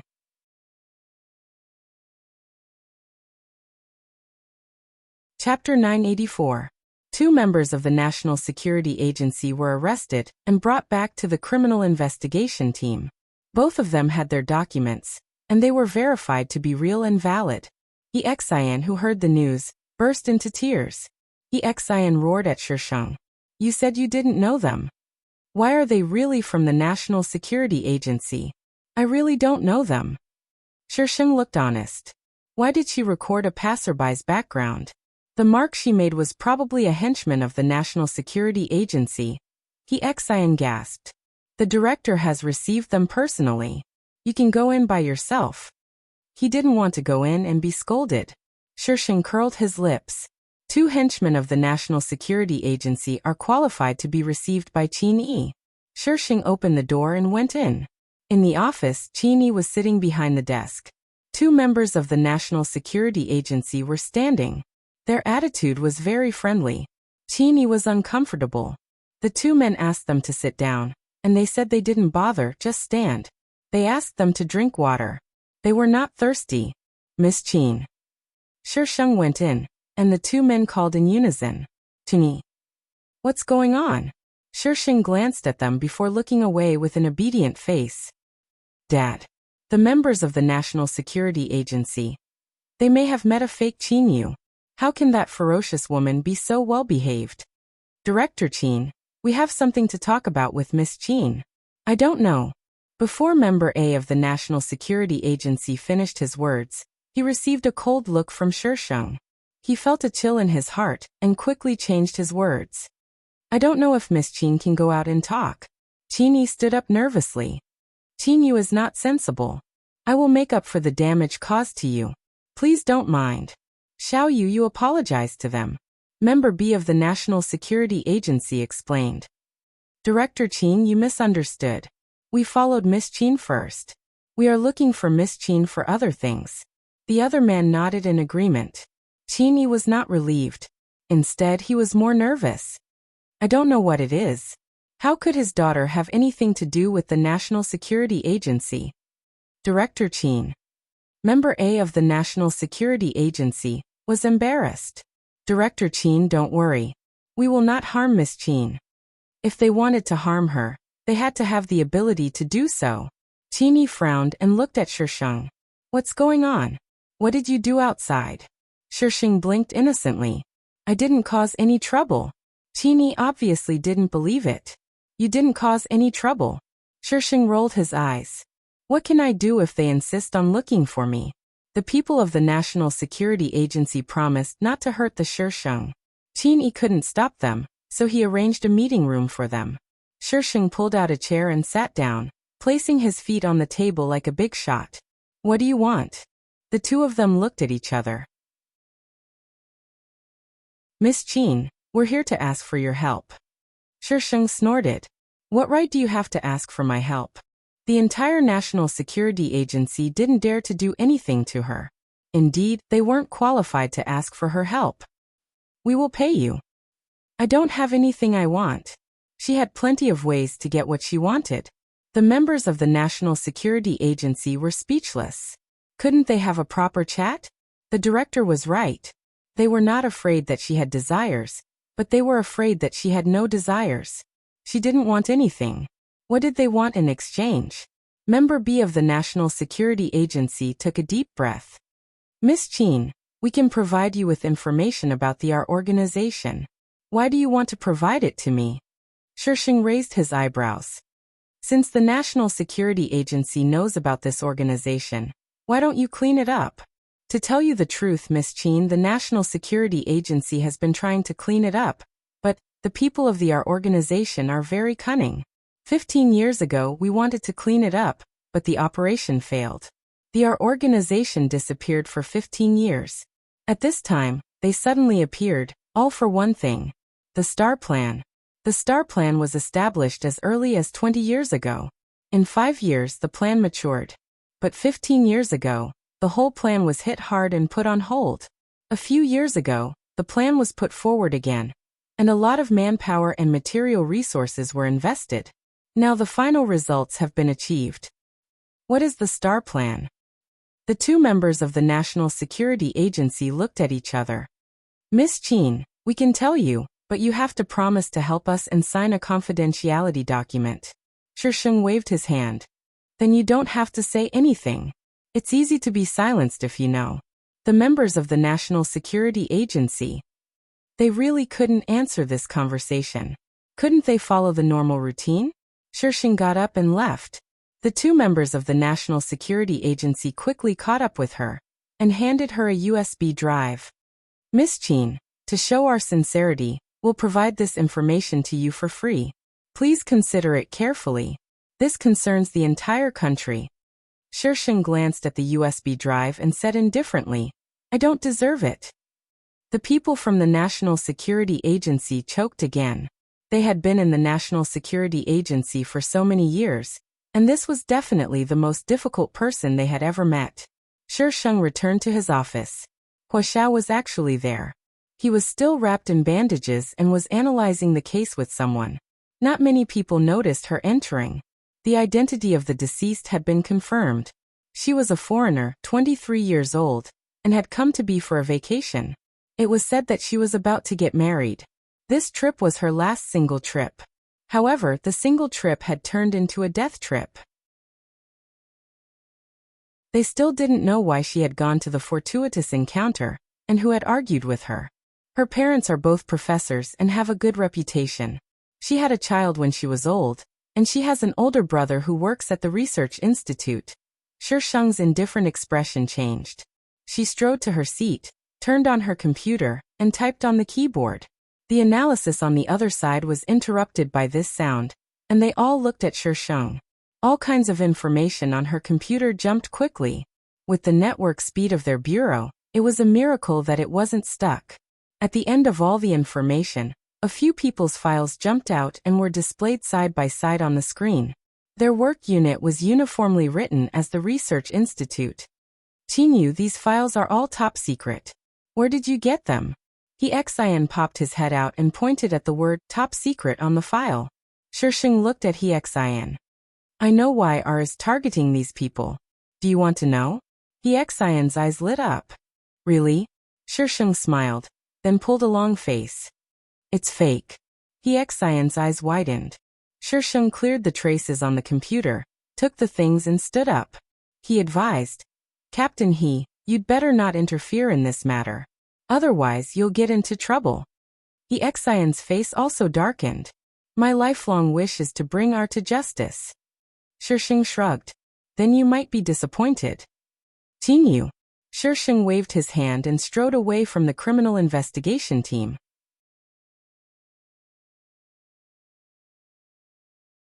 Chapter 985.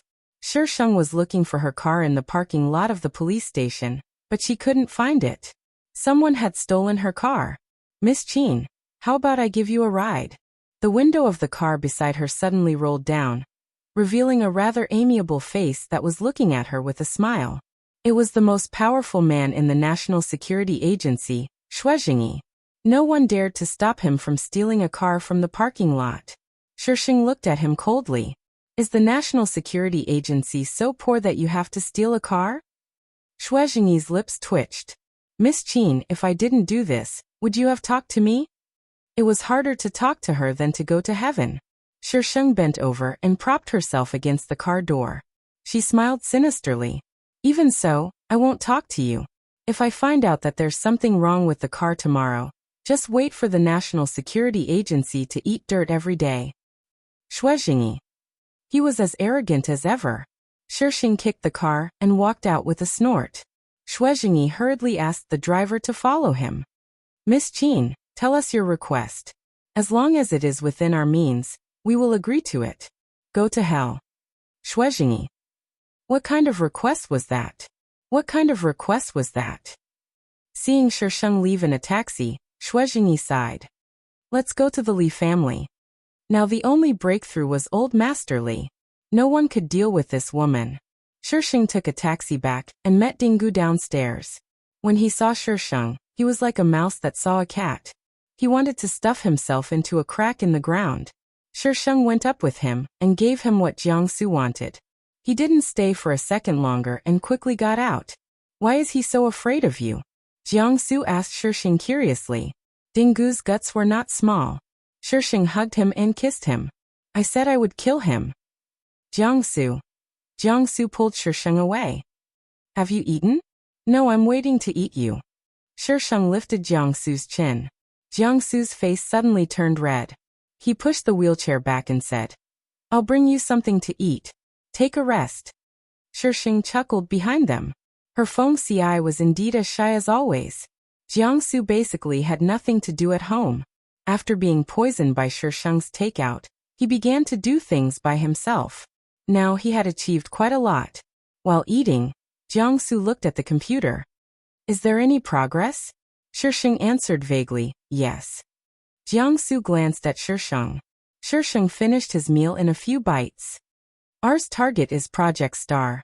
All the cases related to R, except for a few similar cases, had a family member working in the Research Institute. The people from the Research Institute came from different places, so the victims were also from different places. After these people died, the people who worked in the Research Institute left one after another. This was a threat. They were forcing the researchers out of the institute.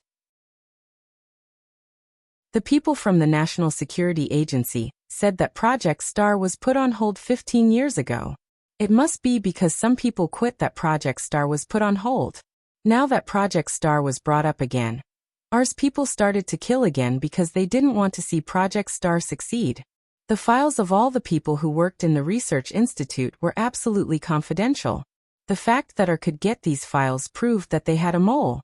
What about the Dong Corporation's case? The Dong Corporation is famous enough. R just used their fame to let people know that they have always been there. If the people from back then were still there, they would definitely be afraid when they heard the news. Jiangsu said, but they have also been exposed. You also said that those people are crazy. Is there anything they won't do? Jiangsu frowned slightly. What exactly is Project Star? Was it worth these people going through so much trouble to come up with so many plans? Shisheng shrugged. It will definitely change the structure of the world. Shisheng raised his eyebrows at Jiangsu. Let's see what this Project Star is. There was no information about Project Star in the National Security Agency. That was because Project Star was not in the National Security Agency, but in the Research Institute. Jiangsu was speechless. Qingyu, have you forgotten that you are a policeman? As a policeman, was it really okay to secretly hack the government? Just think of me as a fake policeman. Shisheng rubbed his hands. Will you come? Could he refuse? Shisheng hacked into the Research Institute. The first thing he saw was the countdown on the big screen. 3:36, 23, 56. Under the countdown, there was an input box similar to entering a password. People in the Research Institute were buried in their work. The atmosphere was very depressing. Shisheng walked around the Research Institute, but didn't find anything about Project Star. The only thing he didn't get in was the encrypted system. Can you unlock it? Shisheng looked at Jiangsu. Jiangsu was a little uncertain. Let's try.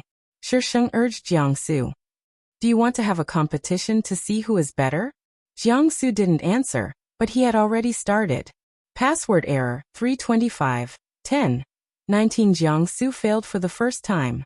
The time on the screen was directly reduced by 10 hours. Someone hacked into the system. The time was reduced, and the Research Institute was immediately in chaos. People over there wanted to stop them, but everyone took turns to fight. There was no way they could do anything to Shisheng and Jiangsu.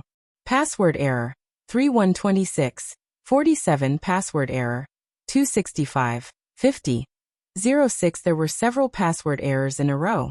The time was reduced to 158 hours. The time is reduced by multiples. Shisheng raised his chin to Jiangsu. Jiangsu.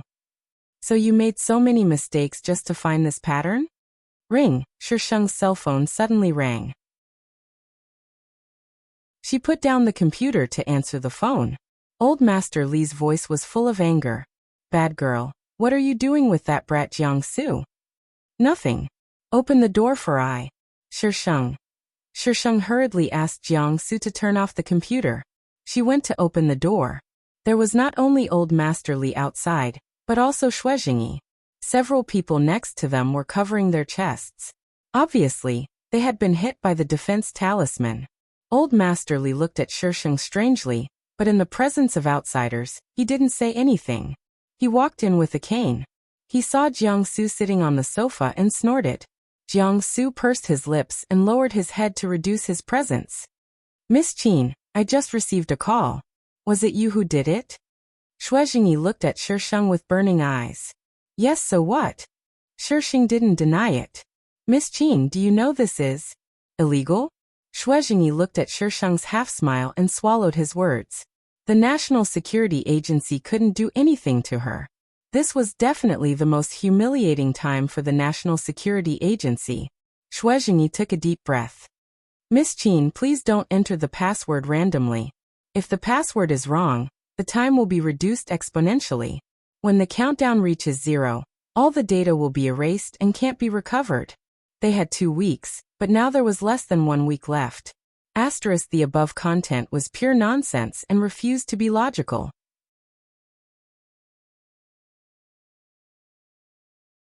Chapter 986. So the star plan is in there? Shuizhengyi hesitated and nodded. Yes. Shuizhengyi looked at Old Master Li and Old Master Li understood. Xiaoyu, if you have the ability, help them. He had no idea when his granddaughter had learned these skills. Grandpa, these people are good at kicking us to the curb after we've outlived our usefulness. If I help them 1 second, they might try to kill us the next second. Shisheng speculated maliciously. Shuizhengyi was unhappy. Miss Qin, please don't slander us. They were not such people. Xiaoyu. Old Master Li shook his head in disapproval. Although he was no longer in the system, and the rules were different from when he was still there, he believed that they would not do such a thing. Old Master Li and Shisheng talked for a long time. He was just trying to persuade Sheng and didn't use his status as an elder to pressure her. Sheng was still unhappy and Shuizhengyi was disappointed. At this moment, he received a phone call, and he was in a bad mood after listening to it. He put down the phone and looked at everyone present. There are only 12 hours left. It's none of my business. I didn't touch it. Sheng raised his hand to clarify. Shuizhengyi knew that she didn't touch the computer. Jiangsu sat quietly beside her and lowered his head. He didn't touch the computer either. There were other hackers who had hacked into the system. Shuizhengyi's phone suddenly vibrated. Someone had sent him a picture. Shuizhengyi stared at the picture and put it in front of Sheng. Miss Qin, do you still want to refuse? Sheng glanced at the picture. There was a row of words under the countdown. Qin you idiot. I can't open it. Ha ha ha. Sheng's name had been crossed out and replaced with Qin Yu's, but she still recognized him. Mubai. F***ck. This idiot is provoking I again. Where's I's sword? Sheng stood up and was about to leave when Old Master Li stopped him with his walking stick. Where are you going? Sheng said word by word. To kill that idiot. Everyone. You want to kill someone just because of a disagreement? And in front of so many of them who could be considered police officers? Well, she was a police officer herself. Miss Qin, do you know who this person is? Tell us and we'll catch him. Sheng gave him a disdainful look. If you can catch him, I'll write my name backwards. Get out of my way. Miss Qin. Sheng suddenly pulled out his sword and pointed it at Shuizhengyi. If you keep talking nonsense, I will cut you down too. Shuizhengyi. Where did you get that sword from? Sheng carried Jiangsu to the wheelchair and looked at Old Master Li. Grandpa, are we leaving? Elderly. Shuizhengyi looked at Elderly. Old Master Li had only come to persuade Sheng and had no intention of standing on Shuizhengyi's side. When Sheng called him, he looked at Shuizhengyi apologetically and sighed. His granddaughter's capabilities were probably greater than he had imagined. Sheng's lips curled into a sinister smile. You should be glad that you're not here to threaten my grandfather. Shuizhengyi. Sheng sent Old Master Li back and left Jiangsu behind. He went to look for that idiot Mubai alone. Is everything ready? Mubai looked at his subordinates. According to young master's instructions, the Li family and the Qin family have buried the bomb. The man hesitated for a moment and asked the question in his heart. Young master, what are we waiting for? They were in the wilderness and there was no one around. The signal was poor, and they had to climb a tree to make a call. He really didn't understand why the young master wanted to come here. Even if the bomb exploded, it wouldn't hit them. Why did they have to come so far? Waiting for death. Mubai coughed and changed his words. Waiting for someone. The man was dumbfounded. He definitely didn't hear wrongly. The young master said that they were waiting for death. Take your men and leave. Mubai waved his hand elegantly. Young master? Mubai looked over and the man immediately fell silent. He took his men and left, leaving Mubai standing alone in the wilderness. As soon as the man left, Mubai turned and ran away. Only an idiot would wait for death. He had sent those people away so that Sheng wouldn't be able to find him through anyone. He didn't believe that she could find him. Sheng went to the place where Mubai had been and saw a letter pasted on a tree branch. The words on the letter were very small, and he couldn't see what it was from a distance. Sheng looked around and made sure that there was no danger before approaching the tree branch. But just as she approached the tree branch, a circular wall of numbers suddenly rose from the ground and quickly closed around her. Sheng raised her head to look at the flickering numbers and narrowed her eyes. High-tech. Mubai, this idiot, could actually come up with such a thing. Sheng looked away and calmly looked at the letter on the tree branch. If you can't solve the password, the Li family and the Qin family will explode. You only have 2 hours left. It will take you 1.5 hours to get to a place with internet. Half an hour is only enough for you to solve the password. Of course, you still have your sword. So in order to slow you down, I have prepared some desserts for Miss Sheng. I hope Miss Sheng will like them. The words were very arrogant, completely different from the suicidal maniac who would kill himself without saying anything. Sheng took out his sword, raised it in front of his eyes and flicked it gently. It seems that someone doesn't know you well. Shisheng raised the iron sword and prepared to hack it down. The numbers suddenly started to form into words. Miss Shisheng, I advise you not to hack it down. If you hack it down, the power of the sword will be magnified infinitely. This world will notice that you are an outsider, and will kill you. Shisheng. My idiot is so smart. She has actually learned to be careful. Do you think that I don't dare to hack it down? Shisheng swung the iron sword down fiercely. The iron sword hit the wall of numbers, creating countless sparks and electric currents. All the numbers gathered together and shot up into the sky, connecting to the horizon. The originally clear sky was suddenly filled with dark clouds. Lightning flashed and thunder rumbled. Heaven and earth were filled with deafening sounds as the lightning struck down along the line of numbers. The purple light was about to engulf Shisheng. Her body slammed into the wall of numbers, which was already starting to weaken. She fell to the ground outside and rolled on the ground. Damn that idiot Mu Bai. Shisheng quickly retreated and threw an energy ball to blow up the wall of numbers that had not completely disappeared. Then he sat on the iron sword and sprinted all the way to avoid the lightning behind him. Shisheng sat on her sword and watched the scenery pass by below her with a calm expression. After a while, she took out a talisman and folded it into a triangular shape with the letter from before. She made a strange hand gesture, and the triangular talisman shot out from her hand. It turned into a ray of yellow light and flew forward. The yellow light first went forward and then turned back. It kept changing directions. Shisheng did not know how many times it turned before it finally stopped. #Don't ask why my Sheng was schemed against by Mu Bai. Mu Bai is not an idiot. How can he be stupid if he can be my Sheng's enemy? Don't worry, I still love my Sheng. Mu Bai will not last more than 3 seconds. Today. I beg for violet-flavored tickets.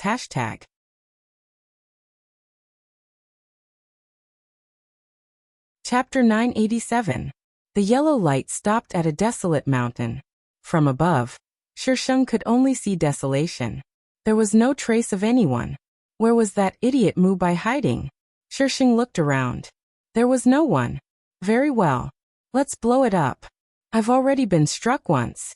I'm not afraid of being struck a second time. I have nothing to fear. Shisheng took out an energy ball and threw it down. The energy ball had a very wide range. Large pits appeared one after another. The majestic air current was like the waves of the sea. Wave after wave spread into the distance. Trees collapsed in one direction. It was as if the end of the world had arrived. It was a shocking scene. Shisheng, are you crazy? An angry roar sounded from below. Mu Bai was standing in the empty space between two large pits. His neat clothes were charred, probably because of the energy ball. He didn't look like a gentleman at all. Was this woman trying to destroy this world? Shisheng looked down at him from above. His lips curled into a mocking smile. I've been crazy for a long time. Did you just find out? Mu Bai. He should just kill himself first. No, it's such a loss. Mu Bai looked up at Shisheng. His eyes darted around quickly. He tried to maintain an elegant smile on his face. Miss Shisheng, how did you find me? He threw away his phone and the people around him. How did she find him? This didn't make sense. Why should I tell you? Do you think I'm stupid? Mu Bai. How infuriating. Calm down. I'm a gentleman. I have to maintain my elegance. Mu Bai looked at the time. You still have 10 minutes. You won't make it if you rush back now. Do you think they can threaten me? Mu Bai looked up at Shisheng for a moment. Then he spread his hands. All right, Miss Shisheng is much more rational than I thought. A group of NPCs was nothing to be concerned about. If they really developed feelings for each other, it would be extremely dangerous for people like them. It's almost time. Miss Shisheng, do you really not care at all? Mu Bai did not give up. The countdown timer was almost reaching 0. Shisheng said nonchalantly, you can just reset it if you die. What's there to care about? Mu Bai. Why did he feel that she was asking for a beating? All right, she deserved a beating. There was never a time when she didn't deserve a beating. He stared at the countdown. Shisheng sat in the air motionless. He just stared at the void. In the research institute, the countdown on the big screen was about to reach 0. Everyone stood under the big screen and grabbed the person next to them. The atmosphere in the entire space was so oppressive that it was hard to breathe. 0000. 53-inch. Is there really no other way? There's less than a minute left. No matter how powerful someone is, they can't solve it in a minute. 0000. 23. All my hard work is gone in an instant. 0000. 03. Everyone closed their eyes at the same time and counted silently in their hearts. The numbers jumped slowly. 3 to 10. D. The watch made an ear-piercing sound. Mubai's expression slowly turned ugly. He jerked his head up in disbelief. When did you? Shisheng slowly took out his laptop and faced Mubai. Password correct. Data loading, please wait. Mubai took a deep breath. I'm an elegant gentleman. I can't lose my temper. I'm a gentleman. Flip the table. Gentleman, my foot. He had missed a step every time. Why couldn't he outsmart her? What did she eat to grow up? He was so angry that he wanted to cry.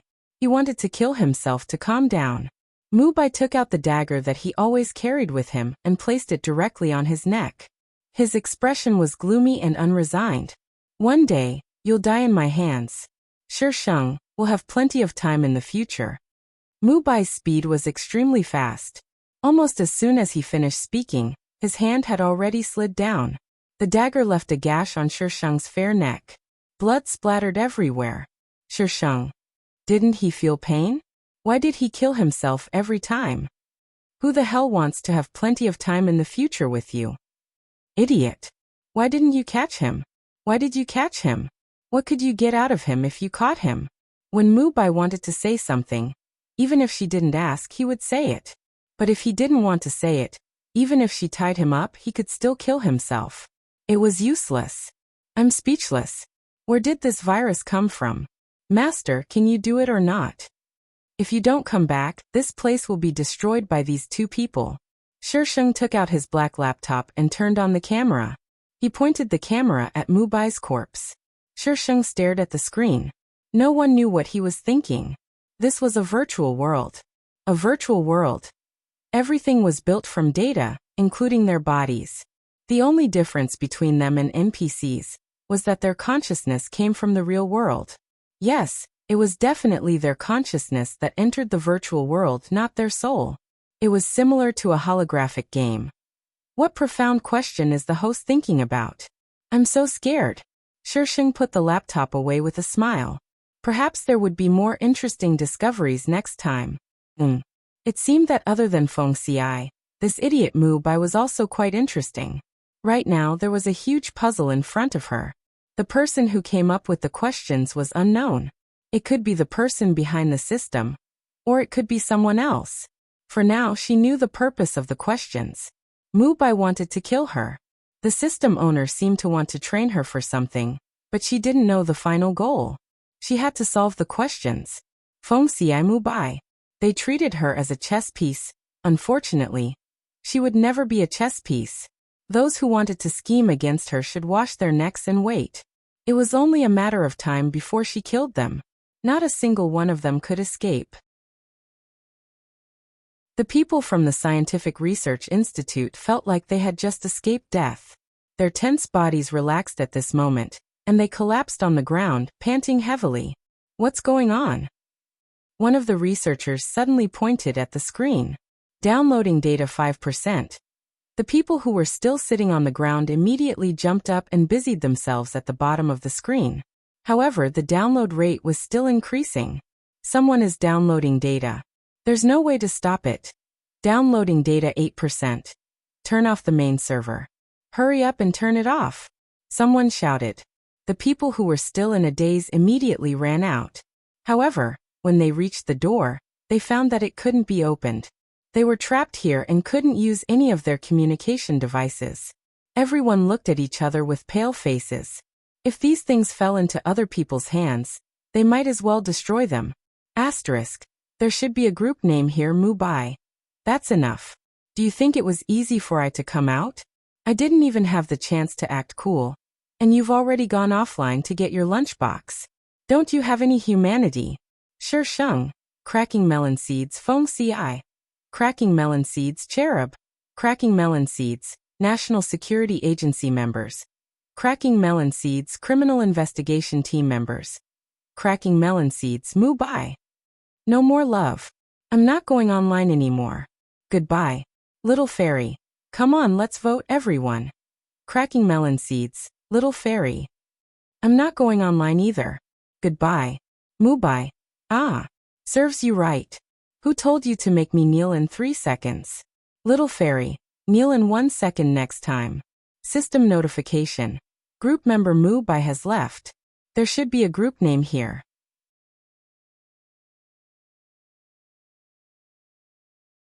Chapter 988. When Shi Sheng was about to leave, there was a sudden burst of thunder in the distance, and a dark cloud quickly swept towards her. Shi Sheng. You're really going to chop me, Elsie. Calm down. It's not like I haven't been hit by lightning before. I'm not afraid. Run. Iron sword. What happened to being fearless? Master, can you not pretend to be cool before running? That's rubbish, okay? Only idiots don't run. This was not an ordinary thunder. She was not in the world of cultivation, so it was not a problem for her to take it head-on. She was now an ordinary human being. If she was hit by it, wouldn't she die like Mu Bai? I refused to die. Therefore, the people of B City were lucky enough to see a dark cloud hovering over B City, sometimes in the east and sometimes in the west. The thunder was deafening, but it did not strike. Everyone was dumbfounded. Oh. What the hell? Now even a thunder was so unique. This was indeed an era of individuality. Shi Sheng returned to the Li family with a tired face. Old Master Li and Jiang Su were sitting on the sofa, and the atmosphere between them was a little heavy. As soon as Shi Sheng entered the door, Old Master Li stood up. Xiaoyu, come with me to the study. Shi Sheng shrugged at Jiang Su. Jiang Su hid the obscurity in his eyes and smiled slightly. Xiaoyu. She was flirting with him right in front of him. Did she still have him in her eyes? Old Master Li had a lot of questions. If he did not ask, he would not have a good life. The only thing Old Man Li was curious about was Shi Sheng's strange abilities, and what she had done just now. Shi Sheng casually came up with a reason that was barely believable. Old Man Li didn't quite believe it, but Shi Sheng spoke with a deadpan expression. In the end, Old Master Li had to believe him. He knew that his granddaughter must be hiding something from him, but he was old and did not want to care about young people's affairs. He just warned Shi Sheng not to do anything illegal. But thinking about what she had done before, Old Master Li felt that these words were a slap in the face. His granddaughter had suppressed the National Security Agency. Now that things had come to this, he could only hope that his granddaughter's ability would always make the National Security Agency fear her. Otherwise, Jiang Su, that child. Old Master Li was so worried that he didn't say anything for a long time. Grandfather, what do you want to say? Is he unable to stand up? If he could not stand up, then how could he be together with Xiaoyu? Moreover, he was the #1 target of the National Security Agency. Old Master Li felt that he had passed down all his rebellious traits to his granddaughter. Otherwise, why would he feel that his granddaughter being so awesome seemed to be pretty good? He just needs to recuperate for a while. He can stand up, Shi Sheng explained calmly. Xiaoyu, do you know how dangerous you are now? Jiang Su himself was. How could he protect her? It was all because of Jiang Su that everything became so strange. Since meeting Jiang Su, his granddaughter seemed to have changed into a different person. Grandfather, no matter how dangerous it is, I can deal with it. You just have to stay at home. Old Master Li. Was this arrogant girl really his granddaughter? She must have been replaced by someone else. After comforting Old Master Li, Shi Sheng quickly took Jiang Su away. As for the bomb Mu Bai buried outside the Li family. Anyway, even if it exploded, the Li family would be fine, so Shi Sheng didn't care. As soon as Shi Sheng stepped out of the Li family's courtyard, Xue Jingyi arrived with his men. Knowing that Shi Sheng had left, they rushed to her place. But Shi Sheng took Jiang Su to the hospital for a checkup. It was already an hour later when Xue Jingyi found her. Xue Jingyi broke down. Why was she still in the mood to take Jiang Su for a checkup after such a big thing happened? Miss Qin, I have already helped you unlock the password. What else do you want? Shisheng glared at Shuizhengyi. He didn't even receive the reward. Why was this idiot still pestering him? Shuizhengyi took a deep breath. Miss Qin, someone is downloading the data. Once the data gets out, no one knows what will happen. Please help to stop it. Shisheng rolled her eyes. It's none of my business. She was not the one who was downloading the data. Shuizhengyi. Where was the elegance of a girl? Could you please not make it your business? Shuizhengyi stood up and bent 90 degrees. Miss Qin, I beg you. Click. Jiangsu's family. The nurse shouted at the door. Shisheng stood up, walked around Shuizhengyi and went in. The door gradually covered her figure. Director Shui. The man next to him called carefully. In the end, this Qinyu was a weakness that could be used against her. Why did they have to beg her so humbly? Shuizhengyi knew what his men were thinking. They had to get the blackmail first. She dared to act so unscrupulously not because she was blindly arrogant. She had arranged everything. If his men dared to touch those people, the entire National Security Agency would be destroyed. Just when Shuizhengyi was at his wit's end, the criminal investigation team suddenly sent a message that they had found the base of our organization. Shuizhengyi suspected that the person who downloaded the data was a member of our organization. When he heard the news, he immediately rushed over with his men. The leader of the criminal investigation team was He Xian. They had caught the murderer who killed the girl. Under their interrogation, the murderer confessed some things, including the location of the base. He Xian had already sent people to investigate. It was indeed the base of our organization. The operation was surprisingly smooth. They caught everyone easily. Perhaps these people did not expect their men to confess. But when they interrogated them, they found that these people were not from our organization at all. They were all hired by someone who said that they would be paid to stay there. Who knew that they would be caught and brought to the police station. The criminal investigation team was a little discouraged. They had been busy for half a day, but the people they caught were a group of people who did not know anything. The atmosphere in the police station was very depressing. Brother Zhang, what are you holding? Uai met old Zhang at the door. Her eyes fell on the package in his hand. Old Zhang shook his head. I don't know. Someone sent it here just now. I'm going to give it to Captain He. Uai looked at the package and said, Aren't you going to find a few witnesses to question them? I'll help you send it in. Old Zhang did not think much and handed the package to Uai. Okay, I'll go first. Uai held the package. She had a feeling that there was something very important in the package. She struggled for a while, and quickly went in the direction of the toilet. She pushed open all the toilet doors. After making sure that there was no one, she went in and carefully opened the package. There was a map in the package. It was a map of B City, but there were a few places that were marked with R written in red beside them. What was this? There was only this map in the package. There was nothing else.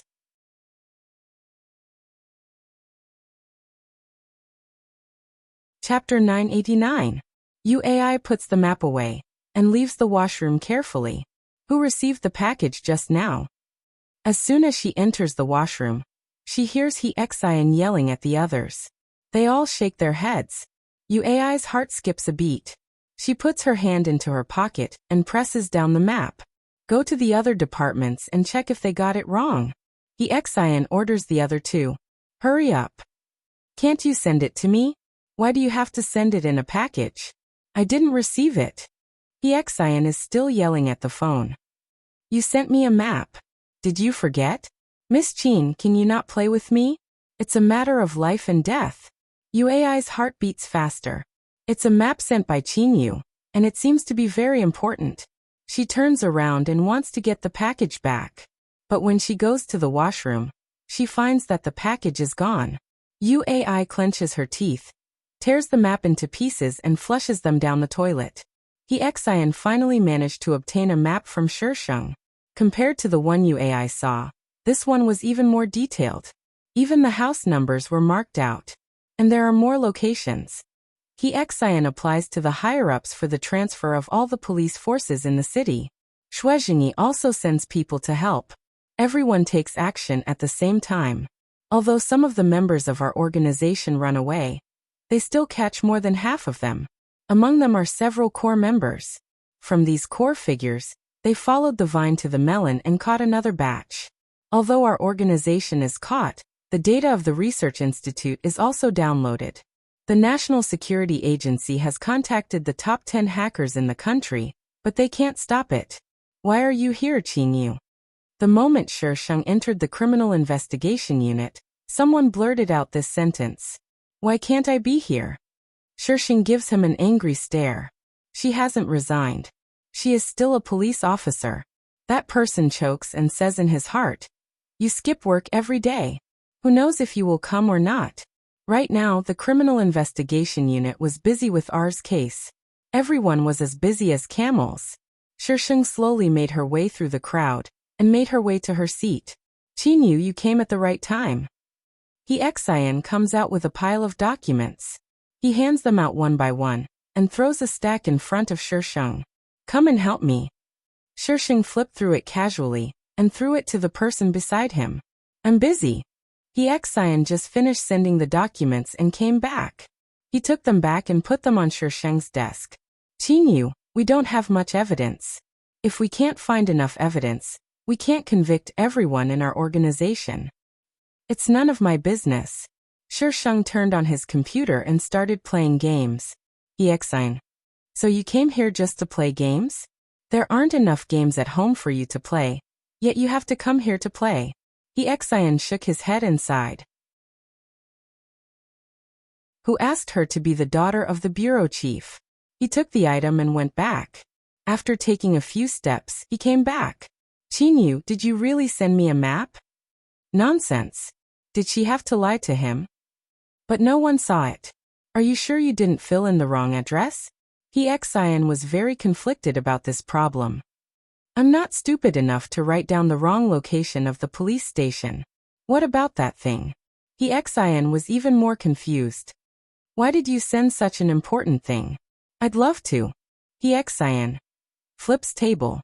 I can't continue this conversation. Listening to the conversation between Xian and Shisheng, Lao Zhang asked the person next to him honestly, what thing? He had been out for the past few days and was basically not at the police station. He didn't understand what Xian and Shisheng were talking about at all. Oh, Qingyu sent a package to the police station. Inside it was the base of our organization, but the package is gone. Gone? Isn't there a special person to collect it? How could it be gone? Did you write the name correctly? Lao Zhang was confused. The person spread out his hands. The recipient wrote the name of our criminal investigation team. There was no name. No name? Lao Zhang remembered the package he had brought back. Captain I asked Xiao AI to bring you a package. Was it that? What? Xian looked up at Lao Zhang. No one brought me a package. Lao Zhang scratched his head in confusion. Oh. Xiao AI said she would bring it to you. UAI didn't give the map to Xian. Because of this incident, our organization almost escaped again. This time UAI didn't get off so easily. Not only had the Heavenly Star project fallen into the hands of others, but all the data had also been deleted. In other words, the person who stole the Heavenly Star project had the one and only Heavenly Star project. The main members of the Heavenly Star project either died or quit. It wasn't the result of one or two people, but the hard work of many people. Unless the Heavenly Star project was recovered, all their efforts would be in vain. When the main person in charge of the Heavenly Star project died, the Heavenly Star project's countdown timer was activated. The password was divided into 3 parts and had to be entered by 3 people in turn. Each person set a different password, so after the person in charge died, the other 2 people didn't know what the password was. The National Security Agency had been investigating the Heavenly Star project, but there was no news. Our organization didn't show up, and there was no other news. It was as if the matter had died down. There were still people harassing Shisheng every day, trying to get him to help find the Heavenly Star project. Are they still down there? Jiangsu pushed his wheelchair and stopped behind Shisheng. Shisheng put down the curtains and turned around. If they want to, then so be it. Aren't you annoyed? Previously, When these people appeared in front of her, she was so angry that she wanted to kill them. Yes. Shisheng rubbed his eyebrows. She had beaten them before, but these people insisted on waiting downstairs. Jiangsu was silent for a while. You still have the Heavenly Star Project. Why don't you give it to them? Shisheng looked sideways and narrowed his eyes. How did you know? Jiangsu said calmly. I saw it on your computer. You didn't encrypt it. Shisheng thought for a while. She seemed to have prepared a copy on her computer. I don't like them, so I don't want to give it to them. Jiangsu. Who do you like? This was her business. He had no right to make decisions for her. Shisheng squatted in front of Jiangsu and reached out to touch his leg. He changed the topic. You should be recovering well these few days. Let me help you up and walk around? Jiangsu frowned slightly. Shisheng looked up at him and held his hand. Don't be afraid. You have to give it a try. Jiangsu bent down and touched Shisheng's face with his lips. His warm breath blew into Shisheng's ear. Okay. Shisheng got up and pushed the wheelchair to a more spacious position. He carefully helped him stand up. His body left the wheelchair little by little, and his strength gradually pressed on his legs. There was a faint pain in his knees. His weak spots couldn't withstand such strength. His body went soft and he fell forward. Shisheng quickly pulled him back and let him lean on his shoulder. He patted his back gently. It's okay. Don't worry. The anger in Jiangsu's heart was suppressed by Shisheng's words. He hugged Shisheng and didn't speak for a long time.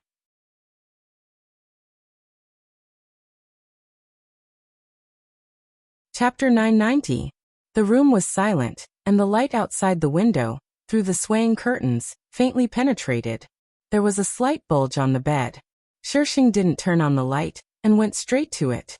Don't pretend, I know you didn't sleep. She was familiar with everything about him, sleeping and not sleeping. But Jiangsu didn't move. Half of his head was buried under the quilt. Shisheng lifted the quilt, and reached out to untie his clothes. Jiangsu opened his eyes suddenly and grabbed Shisheng's hand. Why don't you pretend? Shisheng took back his hand disappointedly. Jiangsu turned over and turned his back to Shisheng. Shisheng. What's wrong with his temper? Where did this temper that was even more difficult to please than the female lead come from? Shisheng touched his chin. Did she spoil him too much? He dared to be arrogant. Well, he has the capital to be arrogant. Who made her like him so much? Jiangsu didn't hear the movement behind him for a long time. He couldn't help it. He carefully turned back, and suddenly it was dark in front of him, and his lips were wet and soft. Jiangsu breathed. He hugged the person on top of him, and carefully responded to her kiss. Until both of them were a little out of breath, Shisheng propped up his hands. Not angry? Well, let's do it again. Jiangsu's body suddenly stiffened. Don't. Shisheng held his hand, and Jiangsu's face was burning hot. The only thing that was fortunately was that she couldn't see it in the dark.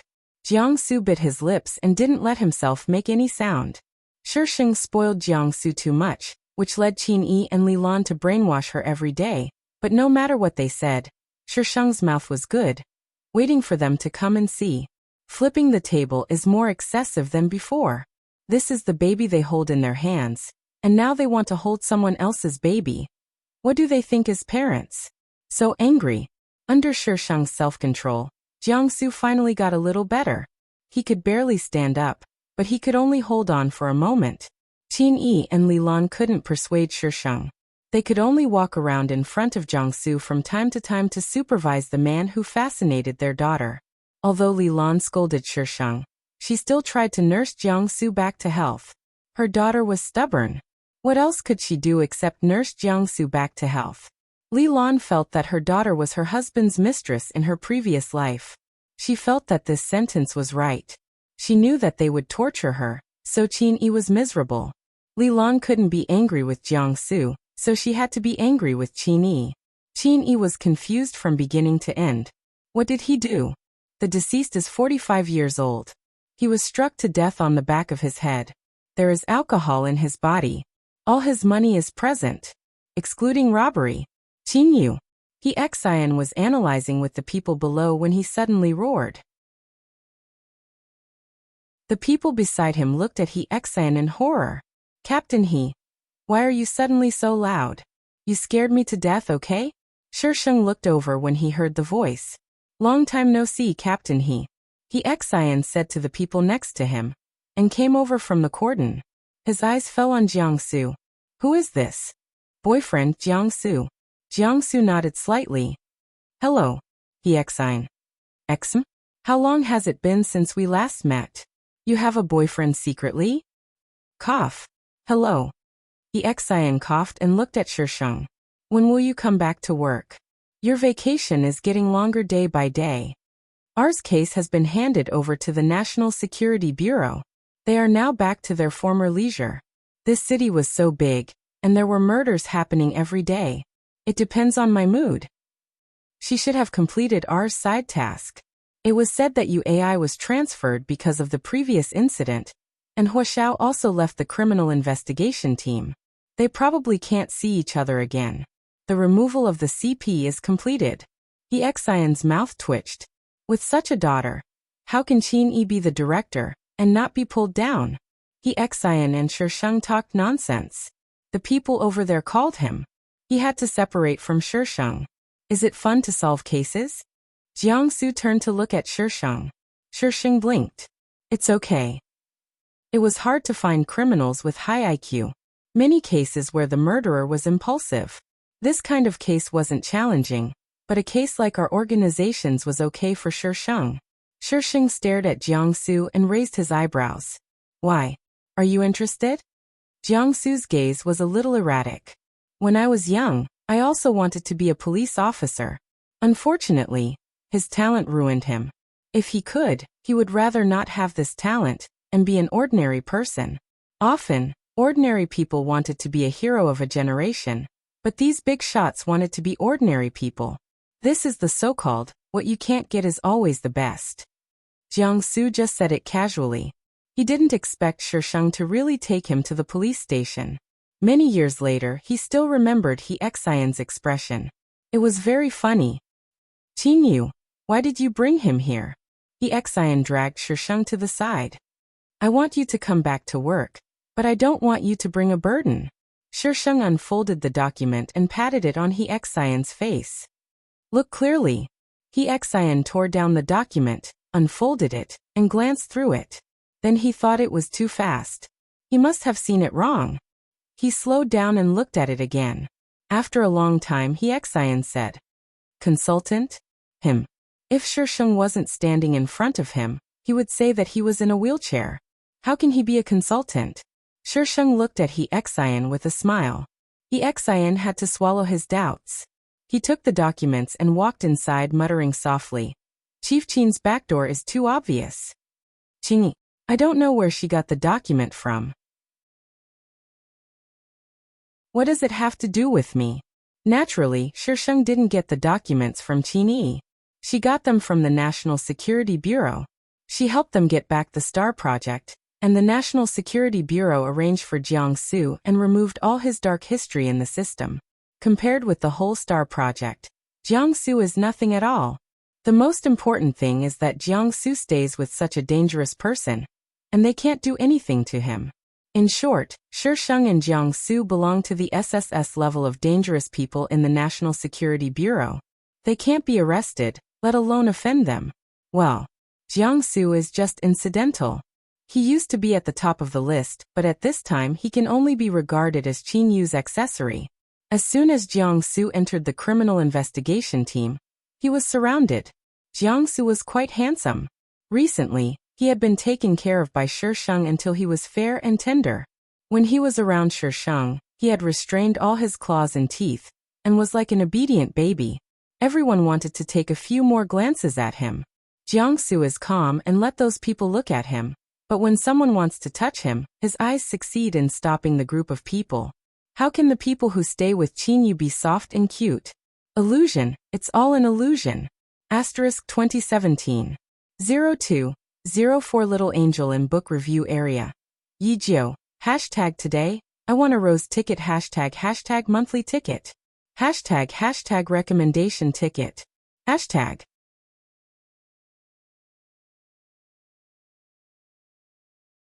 Chapter 991. In their line of work, if they didn't meet the right person, no one was willing to have a partner. Who knew when he would be gone and hurt the girl? Therefore, there were piles of single dogs in the police station. Since Jiang-Su came, this group of single dogs found that the two of them showed their love in fancy ways and had fresh and hot dog food every day. Mama didn't have to worry about them being hungry anymore. They didn't want to eat. The girls in the police station were eyeing Jiang-Su covetously. If it weren't for Shisheng's girlfriend, who was always ready to fight, it was estimated that these girls would tear Jiang-Su apart and eat him up in minutes. Shisheng came out of He Xian's office and habitually looked at the place where Jiang-Su stayed. The computer was on and Jiang-Su was gone. Shisheng frowned slightly and took out his mobile phone to call Jiang-Su. The phone rang on the desk. Didn't bring his mobile phone? Looking for Jiang-Su? Old Jiang raised his head. I just saw Jiang-Su go to the toilet. I guess he went to the toilet. Shisheng put down his things and went to the toilet. The door of the men's toilet was closed. Shisheng knocked on the door, and the colleague inside came out. Seeing her, he was surprised and said, "There's no one inside." No one. Where did that idiot Jiang-Su go?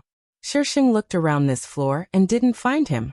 She was about to go upstairs to look for him. When she passed by the stairwell, she suddenly stopped. Some of the blurred glass showed the scene inside. Jiang-Su was forced into a corner, and his face was blocked. The hand holding the wheelchair was blue and blue. The girl standing in front of him was bending down and seemed to be ready to kiss him. Shisheng narrowed his eyes and opened the door. The sound alarmed the people inside. The girl didn't look back and was suddenly pulled to the handrail next to the stairs. Shisheng squatted in front of Jiang-Su. The expression on his face was particularly terrible, more terrible than the first time she saw him. Jiang-Su. Shisheng called softly. Jiang-Su's eyes turned and slowly focused on Shisheng's face. Xiaoyu. His voice was subtle with a trace of trembling, which made people's hearts soft and painful. Yeah, I'm here. Shisheng held his face and kissed him. While he was distracted, Shisheng carefully took away the knife in his hand. The girl who was still standing by the handrail saw the knife, and her face turned pale. Shisheng put away the knife, got up and hugged Jiang-Su. Only then did his face slowly soften. It's fine now. Shisheng turned his head to look at the girl. Perhaps because Shisheng's aura was too frightening, the girl was trembling. She wasn't wearing a police uniform, so she shouldn't be from the police station. Only the family members of an official could enter and leave this place freely. Shisheng glared at him coldly. How dare you touch my woman? You've got guts. Shisheng didn't know how to be gentle to a woman. She was glad that she didn't meet Jiang-Su. Otherwise, she wouldn't just be beaten up. Since this incident, the girl in the police station no longer dared to covet Jiang-Su. They didn't want to be beaten up again and lose their jobs. It was also from that time that they knew how strong Shisheng's possessiveness was for Jiang-Su.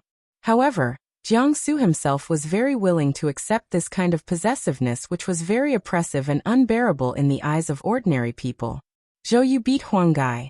One was willing to beat the other. What could they say? But there were also some people who envied them. The feelings between them had reached a level that they couldn't understand and would never have in their lives. Only when they trusted and accepted each other wholeheartedly could a person be free from any restraint in such a strong possessiveness. His world only had her and could only accommodate her. In the later period, these people who couldn't understand them envied them very much.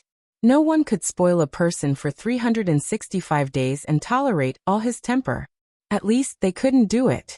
But Qinyu did it. Sometimes she would mock and ridicule Jiang-Su, and even directly refute him. But when it was time to spoil him, she would never be careless. She was so arrogant. People in the police station couldn't accept a boy being spoiled so much by a girl at first. After all, in their male chauvinism, as an indomitable man, how could he be pampered like a girl? But after being forced to show off for a long time, a group of single dogs began to be cynical. Why didn't they meet such a powerful wife? With such a powerful wife, they were happy to eat soft rice. Xiaoyu, come here. Li Lan shouted in the living room. The living room was full of people. Shisheng had a headache and squeezed through the people. Mom, what are you doing? Li Lan held 2 sets of dresses. Which one looks good? Should I wear this one or this one? This one. Shisheng pointed to one. Li Lan looked at the dress and was not satisfied. But I like this color. Then this one. Shisheng turned his finger. But this style doesn't look good. Shisheng grabbed Qin Yi, who was talking to people. Get your wife. Shisheng slipped into the bedroom. Jiangsu was putting on his coat. He looked at Shisheng with a smile on his face. It's just an engagement. These people make it like a war. Shisheng rubbed his eyebrows. We can also get married directly. Those people will kill me. Shisheng rolled his eyes. Do they think she doesn't want to? However, their requirement is to get engaged first. When Jiangsu stands up, they will get married. Otherwise, they won't even think about it in this life. The most shameful thing is that Li Lan hid the household register. Will they come today? Ooh, National Security Agency. Come on, they are waiting downstairs. I have to give them things in a while. Finally, I can let them go. Didn't you get it long ago? She just ignored them for so long. You know, shut up. Shisheng stared at her. Jiangsu chuckled and said softly. Xiaoyu is right. How lucky he was to meet her when he was in the most embarrassing situation. Shisheng looked over. Her eyes curved into crescents as she suddenly pounced on him. Jiangsu was thrown on the bed by Shisheng. He quickly held Shisheng's waist. Xiaoyu, there is someone outside. Shisheng smiled maliciously. What do you think I want to do? Jiangsu, who knows what you want to do with this posture? He stared at the person in front of him. His lustrous lips were so tempting. Jiangsu's Adam's apple rolled twice, and he kissed Shisheng. Xiaoyu, what are you doing in there? Come out quickly, it's time to go. Qin Yi's voice broke the ambiguous atmosphere. Jiangsu held Shisheng and gasped, a little annoyed. Xiaoyu, how can I get out? Shisheng got up from Jiangsu and looked at him innocently. Anyway, I don't have one. Jiangsu stared at her. Who did it? You can't stand the temptation. Blame me? Jiangsu's face suddenly turned red. Because that person is you. Asterisk. This is a fake group. Cherub. Hey, I want to report that someone is driving. Captain He busy. Director Qin. My wife is angry again. How can I coax her? Director Shui. What can I wear to show my identity? Members of the National Security Agency. No matter what you wear, you will only be abused, so what you wear is the same. Cherub. Are you listening to me? Someone is driving. Old driver. Please call me when you are driving. I have been driving for 30 years. Cherub.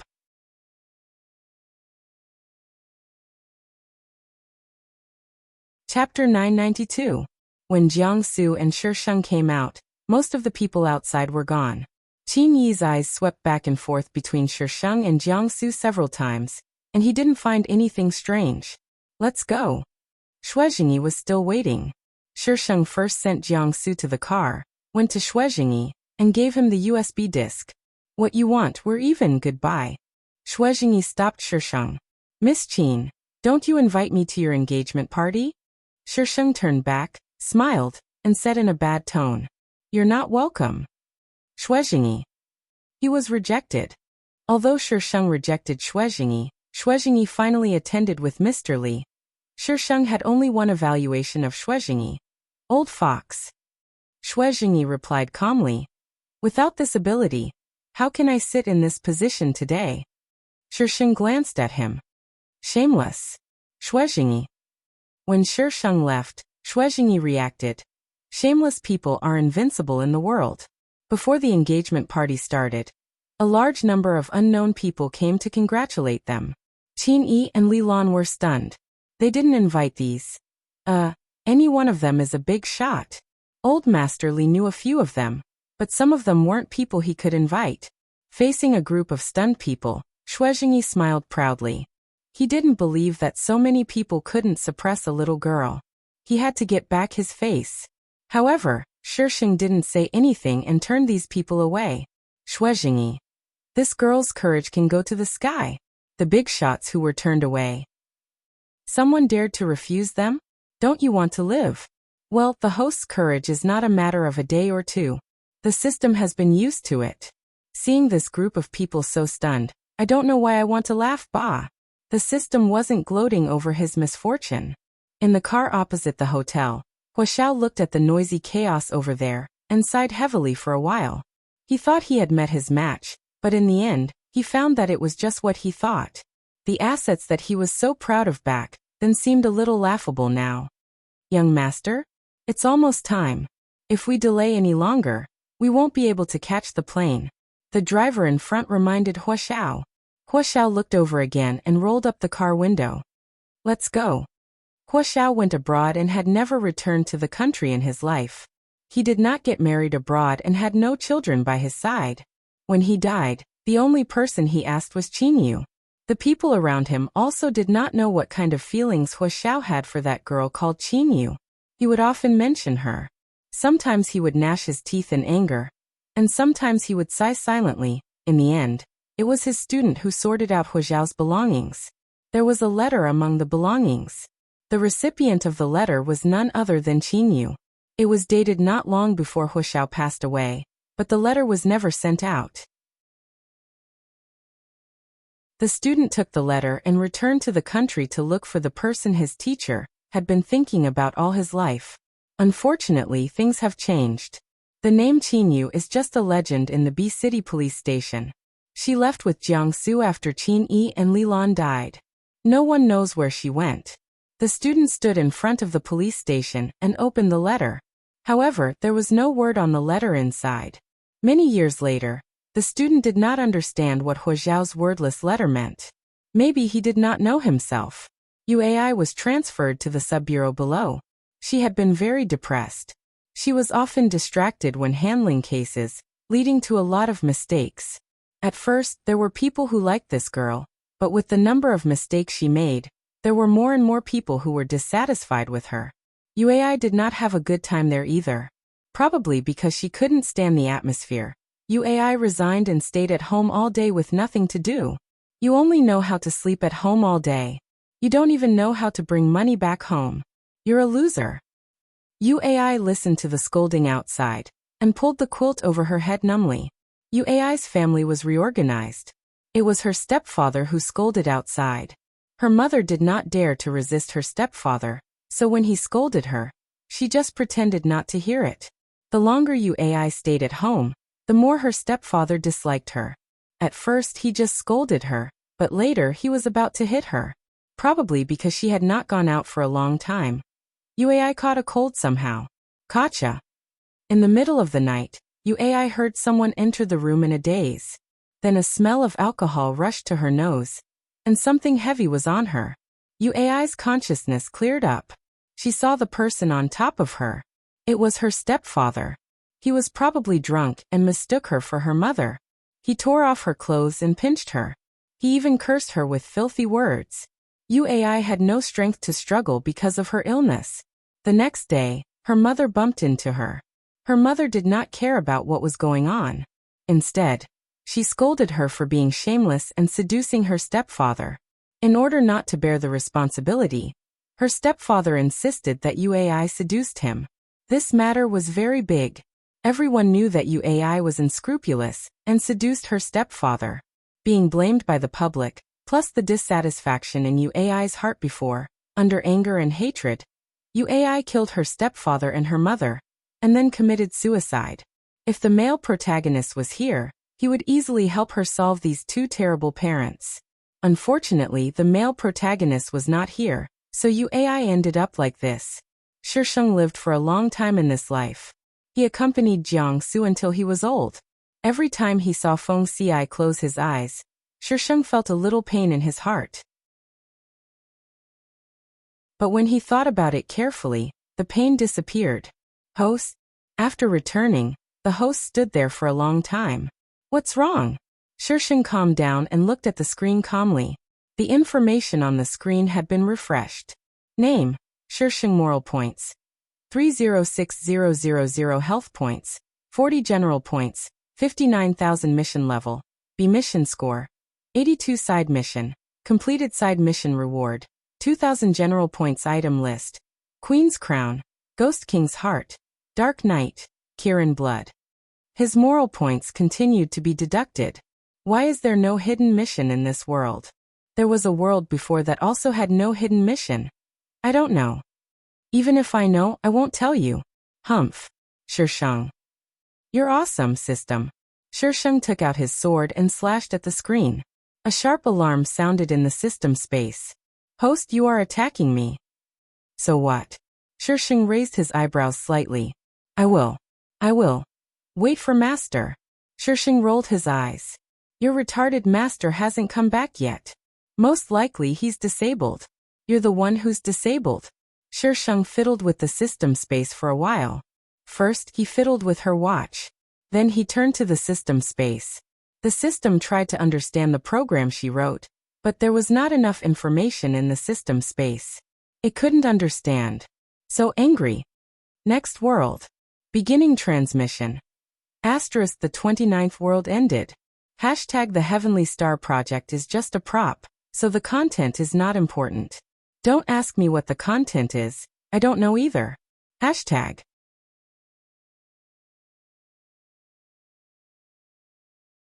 Chapter 993. Everyone knew that when Bei couldn't enter the tomb a second time. Asterisk hiss. The cold and sticky thing kept wriggling on her body, wrapping around her arm and sliding slowly against her clothes. The hissing sound kept ringing in her ears. Shisheng tried to open her sore eyes, but the light was dim and she could only see a little in front of her. F***ck, F***ck, F***ck, F***ck. There were snakes. The snake in front of her was spitting out scarlet apricots as it slowly approached her. The scalp-numbing hissing sound from all around her continued to travel up her spine. She didn't need to look to know that there were snakes all over her body. Shisheng. What the hell? What the hell was this? System. Did you teleport I to a snake's nest? The places you teleport to are getting crazier and crazier. Host, this is desperate counterattack mode. The system explained. If you can't save yourself in the last moments before the original owner died, the mission will be considered a failure. The snake was already close to Shisheng, and the apricot slid across her face. Shisheng. Disgusting, where's I's sword? Shisheng's body stiffened as she waited for the snake to slide past her neck. She endured the goosebumps all over her body and took a few deep breaths. She abruptly jumped up from the ground and stuck the talisman on her body. The snake that was still on her body immediately bounced off. Shisheng quickly looked around. This was a huge cave, and there were only a few scattered light sticks on the ground. The dim light was barely enough to illuminate the surroundings. She saw entangled snakes everywhere, and the shadows overlapped. People with trypophobia would die in minutes here. Shisheng stood there for a second, and her body went limp again. It hurt. She felt like her bones had been broken. Hiss, hiss, the snakes were enraged.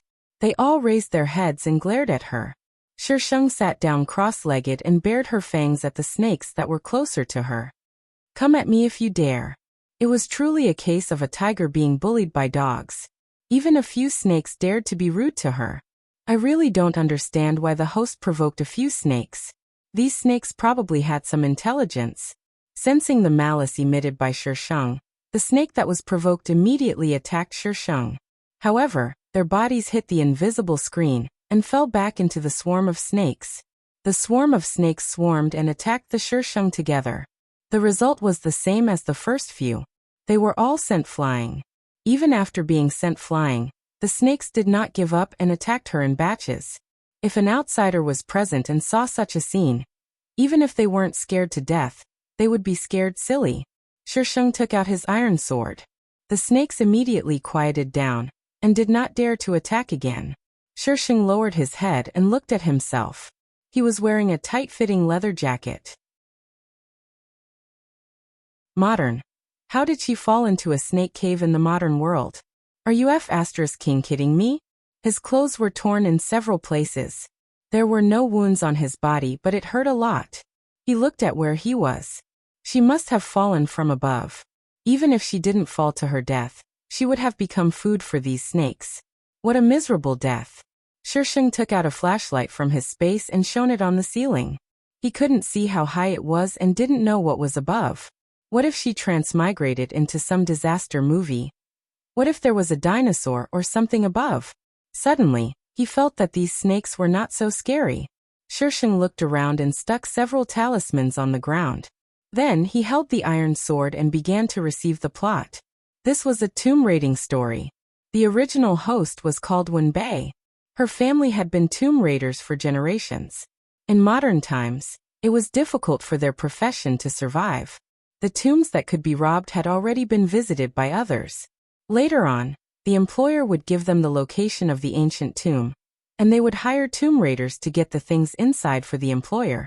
As for whether they could get other things inside, it would depend on their own abilities. Wenbei was very famous in this circle. She was very good at fighting and liked to be alone. She rarely took on jobs. But every time she took on a job, it would be a big one. One day, there was a rumor in the circle that someone wanted to go to Longxing Mountain. Many tomb raiders knew that there were good things in this place, but no one was willing to go. It was too strange. This was passed down from their ancestors. They forbade their descendants to go there. Wenbei took on this job. The people in the circle were shocked and concluded that she was dead. But Wenbei came back alive. But there was no news of the person who went with her. Wenbei became even more alone after that. 2 years later, a group of young people found Wenbei and asked her to take them to Longxing Mountain. One of them was the female lead, Yi Yao. They were all university students, but not from the same school. They were all participating in an adventure organized online. Young people were always hot-blooded. Wenbei wanted to refuse, but Wenbei saw a dragon-shaped pendant on Yi Yao. Wenbei changed her mind and took the job to take them to Longxing Mountain. The female lead, Yi Yao, was an archaeologist. Her father was an archaeologist. Yi Yao didn't remember when her father started to bring back some strange things. He studied those things day and night. Yi Yao secretly went to her father's room to take a look. She found some strange information in her father's room. It was an ancient tomb, but the information was very vague. There wasn't even a specific location. From the information, the ancient tomb didn't belong to any dynasty. At least, Yi Yao hadn't seen it in history. Yi Yao's father became more and more obsessed with ancient tombs. Yi Yao suspected that he was crazy. One day, her father suddenly disappeared. Without warning, he left behind a study full of information. She only knew that her father prepared a lot of things a few days before he disappeared. She suspected that her father was secretly looking for the ancient tomb. When Yi Yao saw that the adventure badge was the same as the one in the information, she immediately signed up. Wenbei knew from the beginning that these people would die, but she didn't expect that she would die there too. Wenbei reminded them not to touch some things, but the female lead didn't listen to her several times. She touched things in the ancient tomb without permission, and caused a lot of trouble. They encountered many strange things in the ancient tomb. For example, vines that ate people, mosquitoes as big as a human head, dried corpses that suddenly jumped up. The people who went in quickly lost a few people. At this time, some people wanted to go out, but they had already lost their way. They couldn't go back the way they came. Some people started to break down. Although they continued to move forward under Yi Yao's encouragement, as they encountered more and more strange things, and more people died. These people started to become afraid and started to use their companions as shields. At this time, they met another team. I don't read much of this kind of literature. If there are similarities, I sincerely apologize. Please don't take my professional knowledge seriously. I don't know either because I don't read books in this field.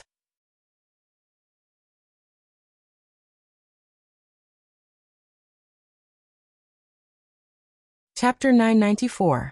This team was the male lead's team, the male lead Pei Yi. After meeting the male lead, the female lead naturally went to his side. Wenbei, the cannon fodder, had to die when it was time. When they triggered a trap, the female lead put Wenbei in danger in order to save one of her companions. Wenbei didn't die, but her foot was smashed and she couldn't walk. Wenbei had a lot of opinions about the female lead. She wasn't usually a polite person, and her words made the female lead blush. The female lead apologized, feeling wronged. She felt that since Wenbei was so powerful, Wenbei had the ability to protect himself. Her companion did not even have the strength to truss up a chicken. It was not a problem for her to save her companion and push her out to block the mechanism. The other members of the team felt that she was only hired by them. She shouldn't have said that and pushed the blame to Wenbei. Wenbei was so angry that she didn't want to talk to them. The team was in a deadlock, but they still had to move forward. After that, they encountered some strange things. At this time, Wenbei didn't plan to protect these people anymore. She only cared about herself. The people in the team immediately condemned her. Wenbei ignored them. Relying on her experience, she walked all the way to the end. Just as she was about to reach the center of the ancient tomb, she died. She died in the snake cave. The reason for her death was that the female lead didn't listen to her again and triggered the trap. A cave appeared in the ground. Pei Yi pulled the female lead, and Wenbei was implicated and fell in. Wenbei's wish was to get out safely and become a boss that everyone respected. If possible, she wanted to teach He Yao and Pei Yi a lesson. There was no end to the plot. However, the original owner's wish was good. If she wanted to be the strongest. At this time, Wenbei fell into the snake cave. Because she fell on top of a group of snakes, there was less of a buffer and she didn't die. The snakes did not attack her immediately. Instead, they crawled around her body. Wenbei wanted to go up, but her actions angered the snakes. The snakes that had not moved their mouths all this time began to attack her. These snakes were poisonous. Wenbei's body was paralyzed. She could only watch helplessly as the snakes ate her body. Even Sheng could vaguely sense the despair before death. Sheng exhaled a mouthful of foul air and looked at the snakes around him. His whole body quivered. How disgusting. Go and kill them. Sheng commanded the iron sword. Iron sword. Why is it again? In the past, it could at least destroy cities, but now it was reduced to slaying snakes? Wasn't this level dropping too quickly? Sheng glanced over. The iron sword made a buzzing sound and quickly swept towards the group of snakes. He only knew how to enslave it. After the iron sword killed the snakes, Sheng was surrounded by a pile of snake corpses. The smell in the air was very unpleasant. Sheng did not want to stay here any longer. She asked the iron sword to bring her up quickly. However, when they flew up, Sheng found that the entrance was blocked. The mechanism was restored. Sheng could only return to the ground. He cleared out a clean area and treated his wounds first. After resting for a while, he took the iron sword and swung it upwards. Rumble, the whole cave was shaking. Gravel fell from above. The snake corpses were smashed into meat patties. The smell of blood in the air was even stronger. Sheng stepped on the iron sword and rushed out of the cave. The ground shook for a while before it stopped. Sheng landed on the ground and took out a flashlight to check the surroundings. It was not much different from when the host fell. It was a walkway made of bluestone. There were some things scattered on the ground, probably left by the female protagonist. This body was very tired. The most important thing for her now was to find a place to rest. Sheng remembered that in the host's memory, there was a stone room where they came from. Sheng found the stone room with the iron sword. At that time, they tried to open the stone room but failed in the end. Sheng was more familiar with mechanisms than other skills. He looked around outside and found the mechanism to open the stone room. There was nothing in the stone room. Sheng stood there for a while. After making sure it was safe, he went in. It was not a problem to come out. He just had to hack it. The host's foot was seriously injured. She could only use one foot. Sheng rebandaged the wound. He put talismans around the stone room and began to rest. Sheng slept for about 4 hours. Her fatigue disappeared a lot. She stretched. Suddenly, she felt a gloomy feeling next to her. It was as if she was being watched. She turned her head, but there was nothing next to her. The feeling disappeared. The stone room was so quiet that she could hear a pin drop. She could hear her breathing and heartbeat. Did you feel it? Sheng asked the iron sword. What? The iron sword didn't feel anything. Was it because she was too tired and hallucinating? Sheng looked around. He swung the iron sword and suddenly swung it down. She slashed around the stone room randomly, but she didn't hit anything. What was it? Maybe it's just your illusion. Host, don't be so suspicious. It's impossible. Shisheng denied it firmly. There must be something here. And she was sure that the thing was still in the stone room. The defensive talisman was still there. No matter if it was a ghost or some other creature, it couldn't get out. Shisheng didn't believe it. He cleaned the stone room again. Still there was nothing. Ah! A scream came from outside. The stone door suddenly moved open. Shisheng didn't turn off the flashlight, and shone on a dark shadow outside. The shadow was facing the stone door. There were a few people next to the stone door. It was Yi Yao and the others. Someone must have accidentally touched the switch just now. Go in, go in. A boy next to Yi Yao urged Yi Yao in a trembling voice when he saw the stone door open. Yi Yao turned her head and saw a face that was illuminated by the light. Her already pale face became even paler. She let out a low gasp. Go in. He's coming. Hurry. Wenbei. Yi Yao pointed at the stone room. Her voice was trembling. Everyone looked in the direction of Yi Yao. The flashlight in Shisheng's hand was more like a tool to increase the terror index. The white light, coupled with her expressionless face, made people feel like they were being chilled. Wenbei, are you still alive? Someone asked tentatively. Everyone was nervous. She was using a flashlight. It should be a human, right? Shisheng moved the flashlight away and shone it on the approaching shadow. The light elongated the shadow, making it look like a giant beast. When it got closer, they realized it was just a human. But his face was pale, his eyes were red, and his sharp fangs were exposed. That's right, fangs.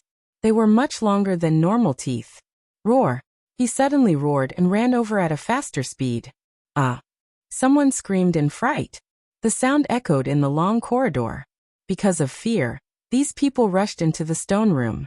The stone door began to close. Hurry up, hurry up, hurry up. The man was even faster. He was almost in front of them.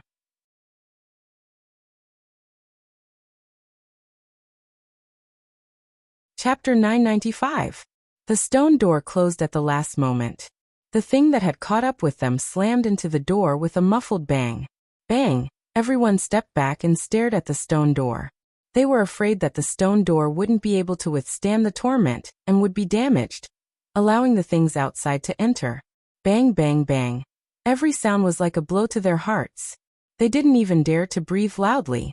About a minute later, the sound disappeared and there was only silence. They waited for a moment to make sure that there was no sound outside. Only then did they dare to breathe. How did this happen?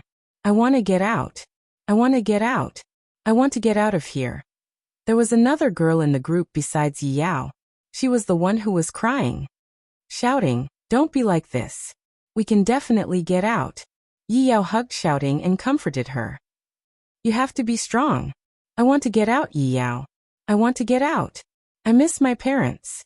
Shouting was a little incoherent. We will get out. Yi Yao patted Shouting's back. Her face was a little pale. She was obviously frightened. Wenbei, you're not dead? A boy in a camouflage uniform shone a tattered flashlight at Shisheng. His body was trembling. He was obviously scared. Shisheng's gaze fell on the stone door. She had put a talisman there, but the talisman was gone. Wenbei, say something. Don't scare us. The boy in the camouflage uniform said in a trembling voice. Shisheng shone the flashlight at his face. He stuck out his tongue and made a creepy face. Ah! The group of people screamed in fright. They shrank into a corner and looked at her in horror. She's a person. Yi Yao pointed to the ground. There's a shadow. Shisheng rolled his eyes.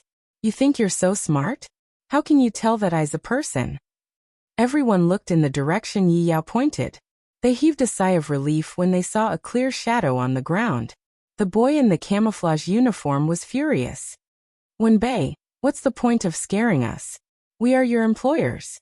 Do you believe that I won't pay you a single cent when we leave? You still want to go out? Shisheng sneered. The boy in the camouflage uniform widened his eyes and cried out. What do you mean? I mean it literally. Shisheng moved the flashlight away and slowly walked towards the stone door with his iron sword. Someone was blocking the stone door.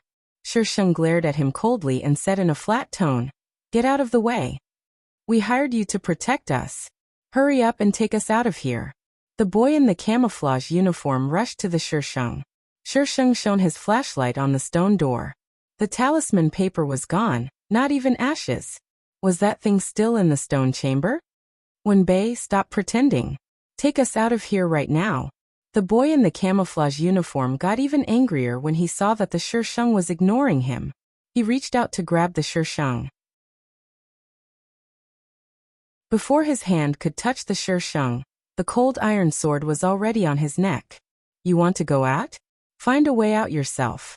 Don't talk nonsense in front of me. Wenbei, we hired you with money. The boy in the camouflage uniform stared at her in disbelief. So what? I don't want to take this job now. Can't I? Shisheng kicked the boy away and pointed the iron sword at them. He said maliciously, even if I kill you, who will know?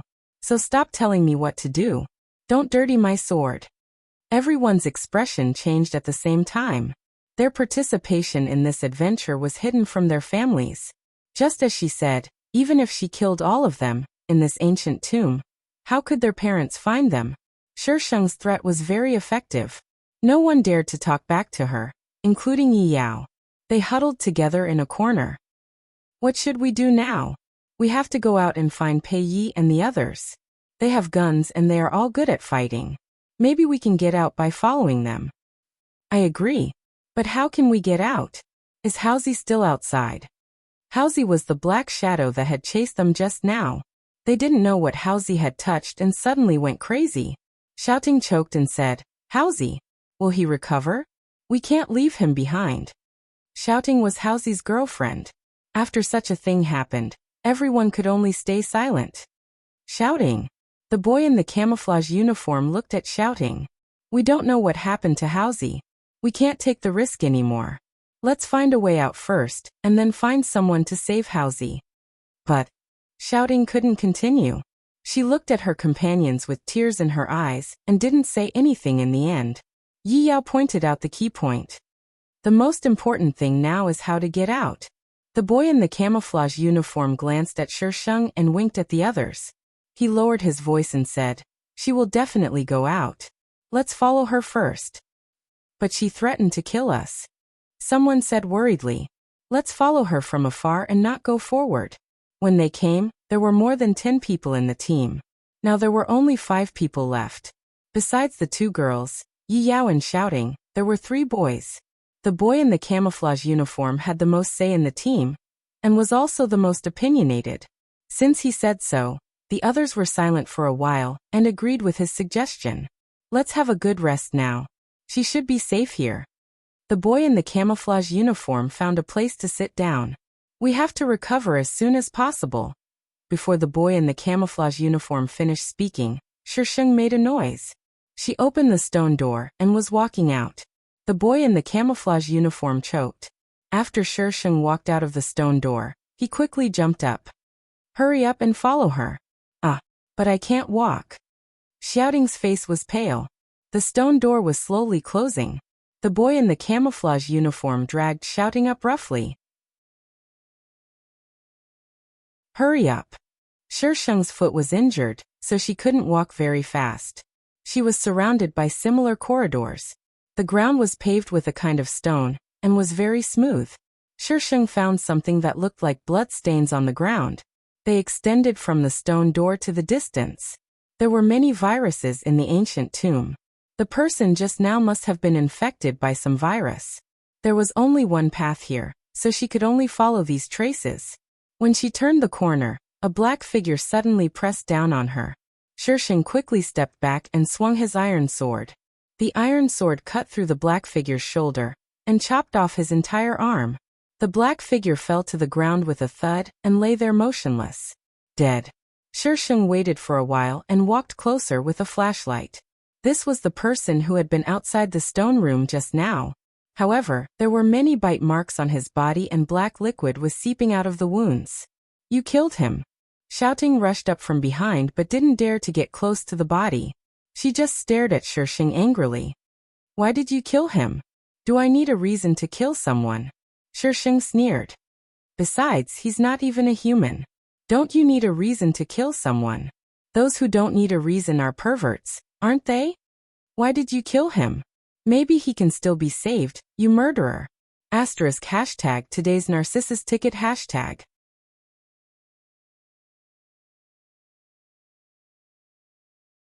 Chapter 996. What are you going to do to me? Avenge him? Shisheng propped himself up with the iron sword and shone the flashlight at Shouting. Shouting was speechless. She was no match for Shisheng. How could she avenge Haozi? Shisheng continued. Since you care so much about him, why don't you go up and take one last look at him? Shouting's face turned pale. She stepped back involuntarily and burst into tears. She clutched her chest and looked miserable. Are you afraid? Are you afraid that you'll end up like him? Shisheng's voice was full of malice. Shouting stepped back even further. No. You killed him. You're the murderer. Which eye of yours saw me kill him? Shisheng pointed at the corpse with the iron sword. Will he die if he loses an arm? I won't take the blame for this. It's you. Shouting didn't listen to Shisheng at all. She was sure that Shisheng was Haozi's murderer. The man in the camouflage uniform and Yi Yao were a step behind. They finally caught up. What's going on? She killed Haozi. Shouting pointed at Shisheng. She killed Haozi. Haozi. Everyone looked at the corpse on the ground. Although they couldn't see the face, they knew it was Haozi from the equipment on him. Wenbei. What's going on? The man in the camouflage uniform questioned her harshly.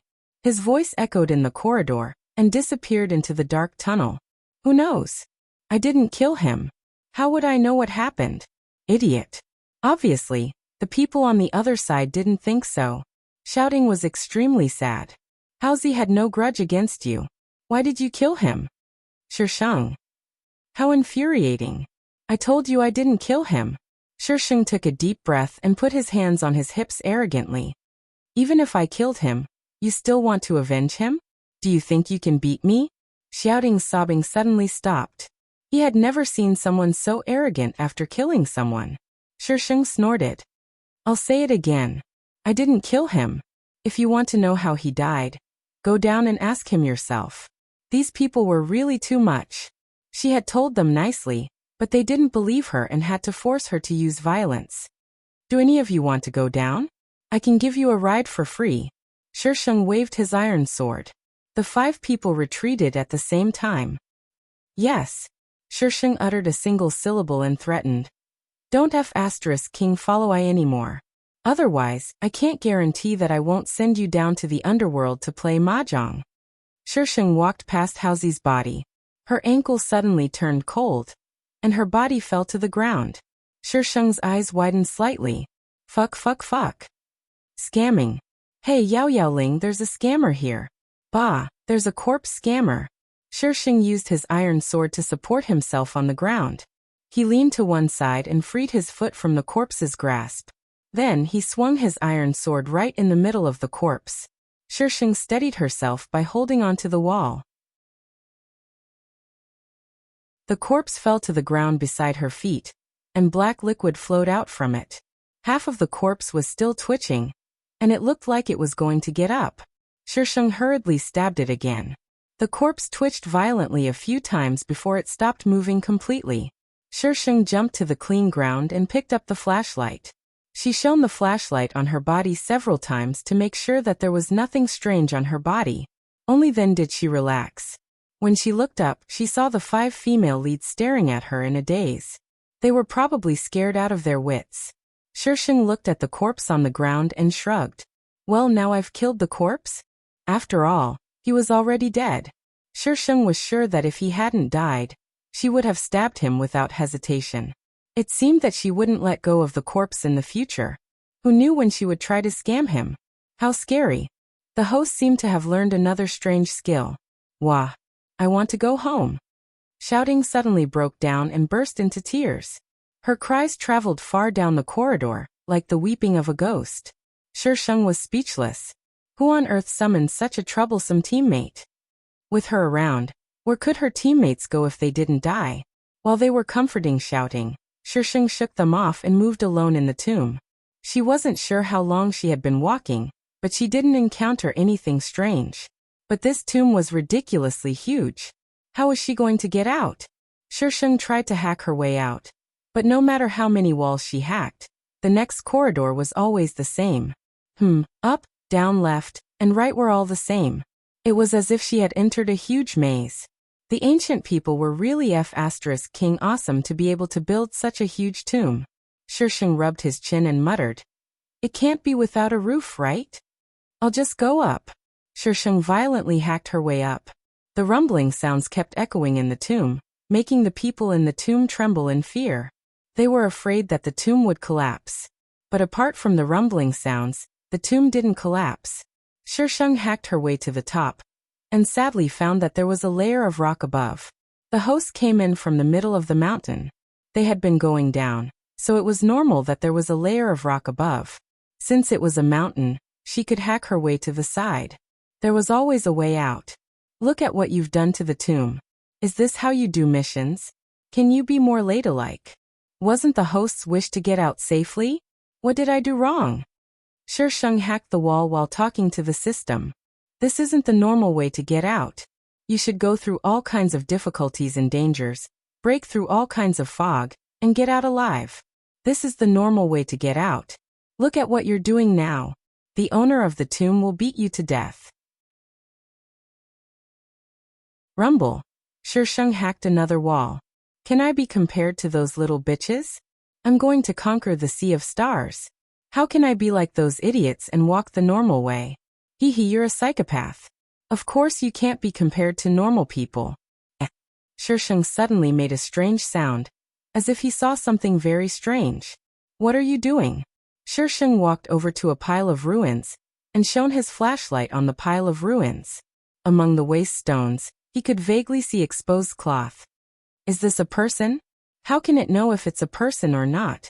The system scanned the surroundings. "It's a person. It's not breathing. You might be the one who killed him. Be reasonable. Am I the kind of person who kills people casually? You are." Shisheng spat. "I should at least give them a charge, okay? What's there to show off?" Shisheng pulled the body out from under the stone. The body was cold and stiff. It had been dead for a while. It was obvious that it wasn't killed by the wall she hacked down. Shisheng snorted. "See, I told you it wasn't my fault." You're tuning in to the Earbook Haven YouTube channel. Don't forget to subscribe and join us on this journey to catch the most captivating stories.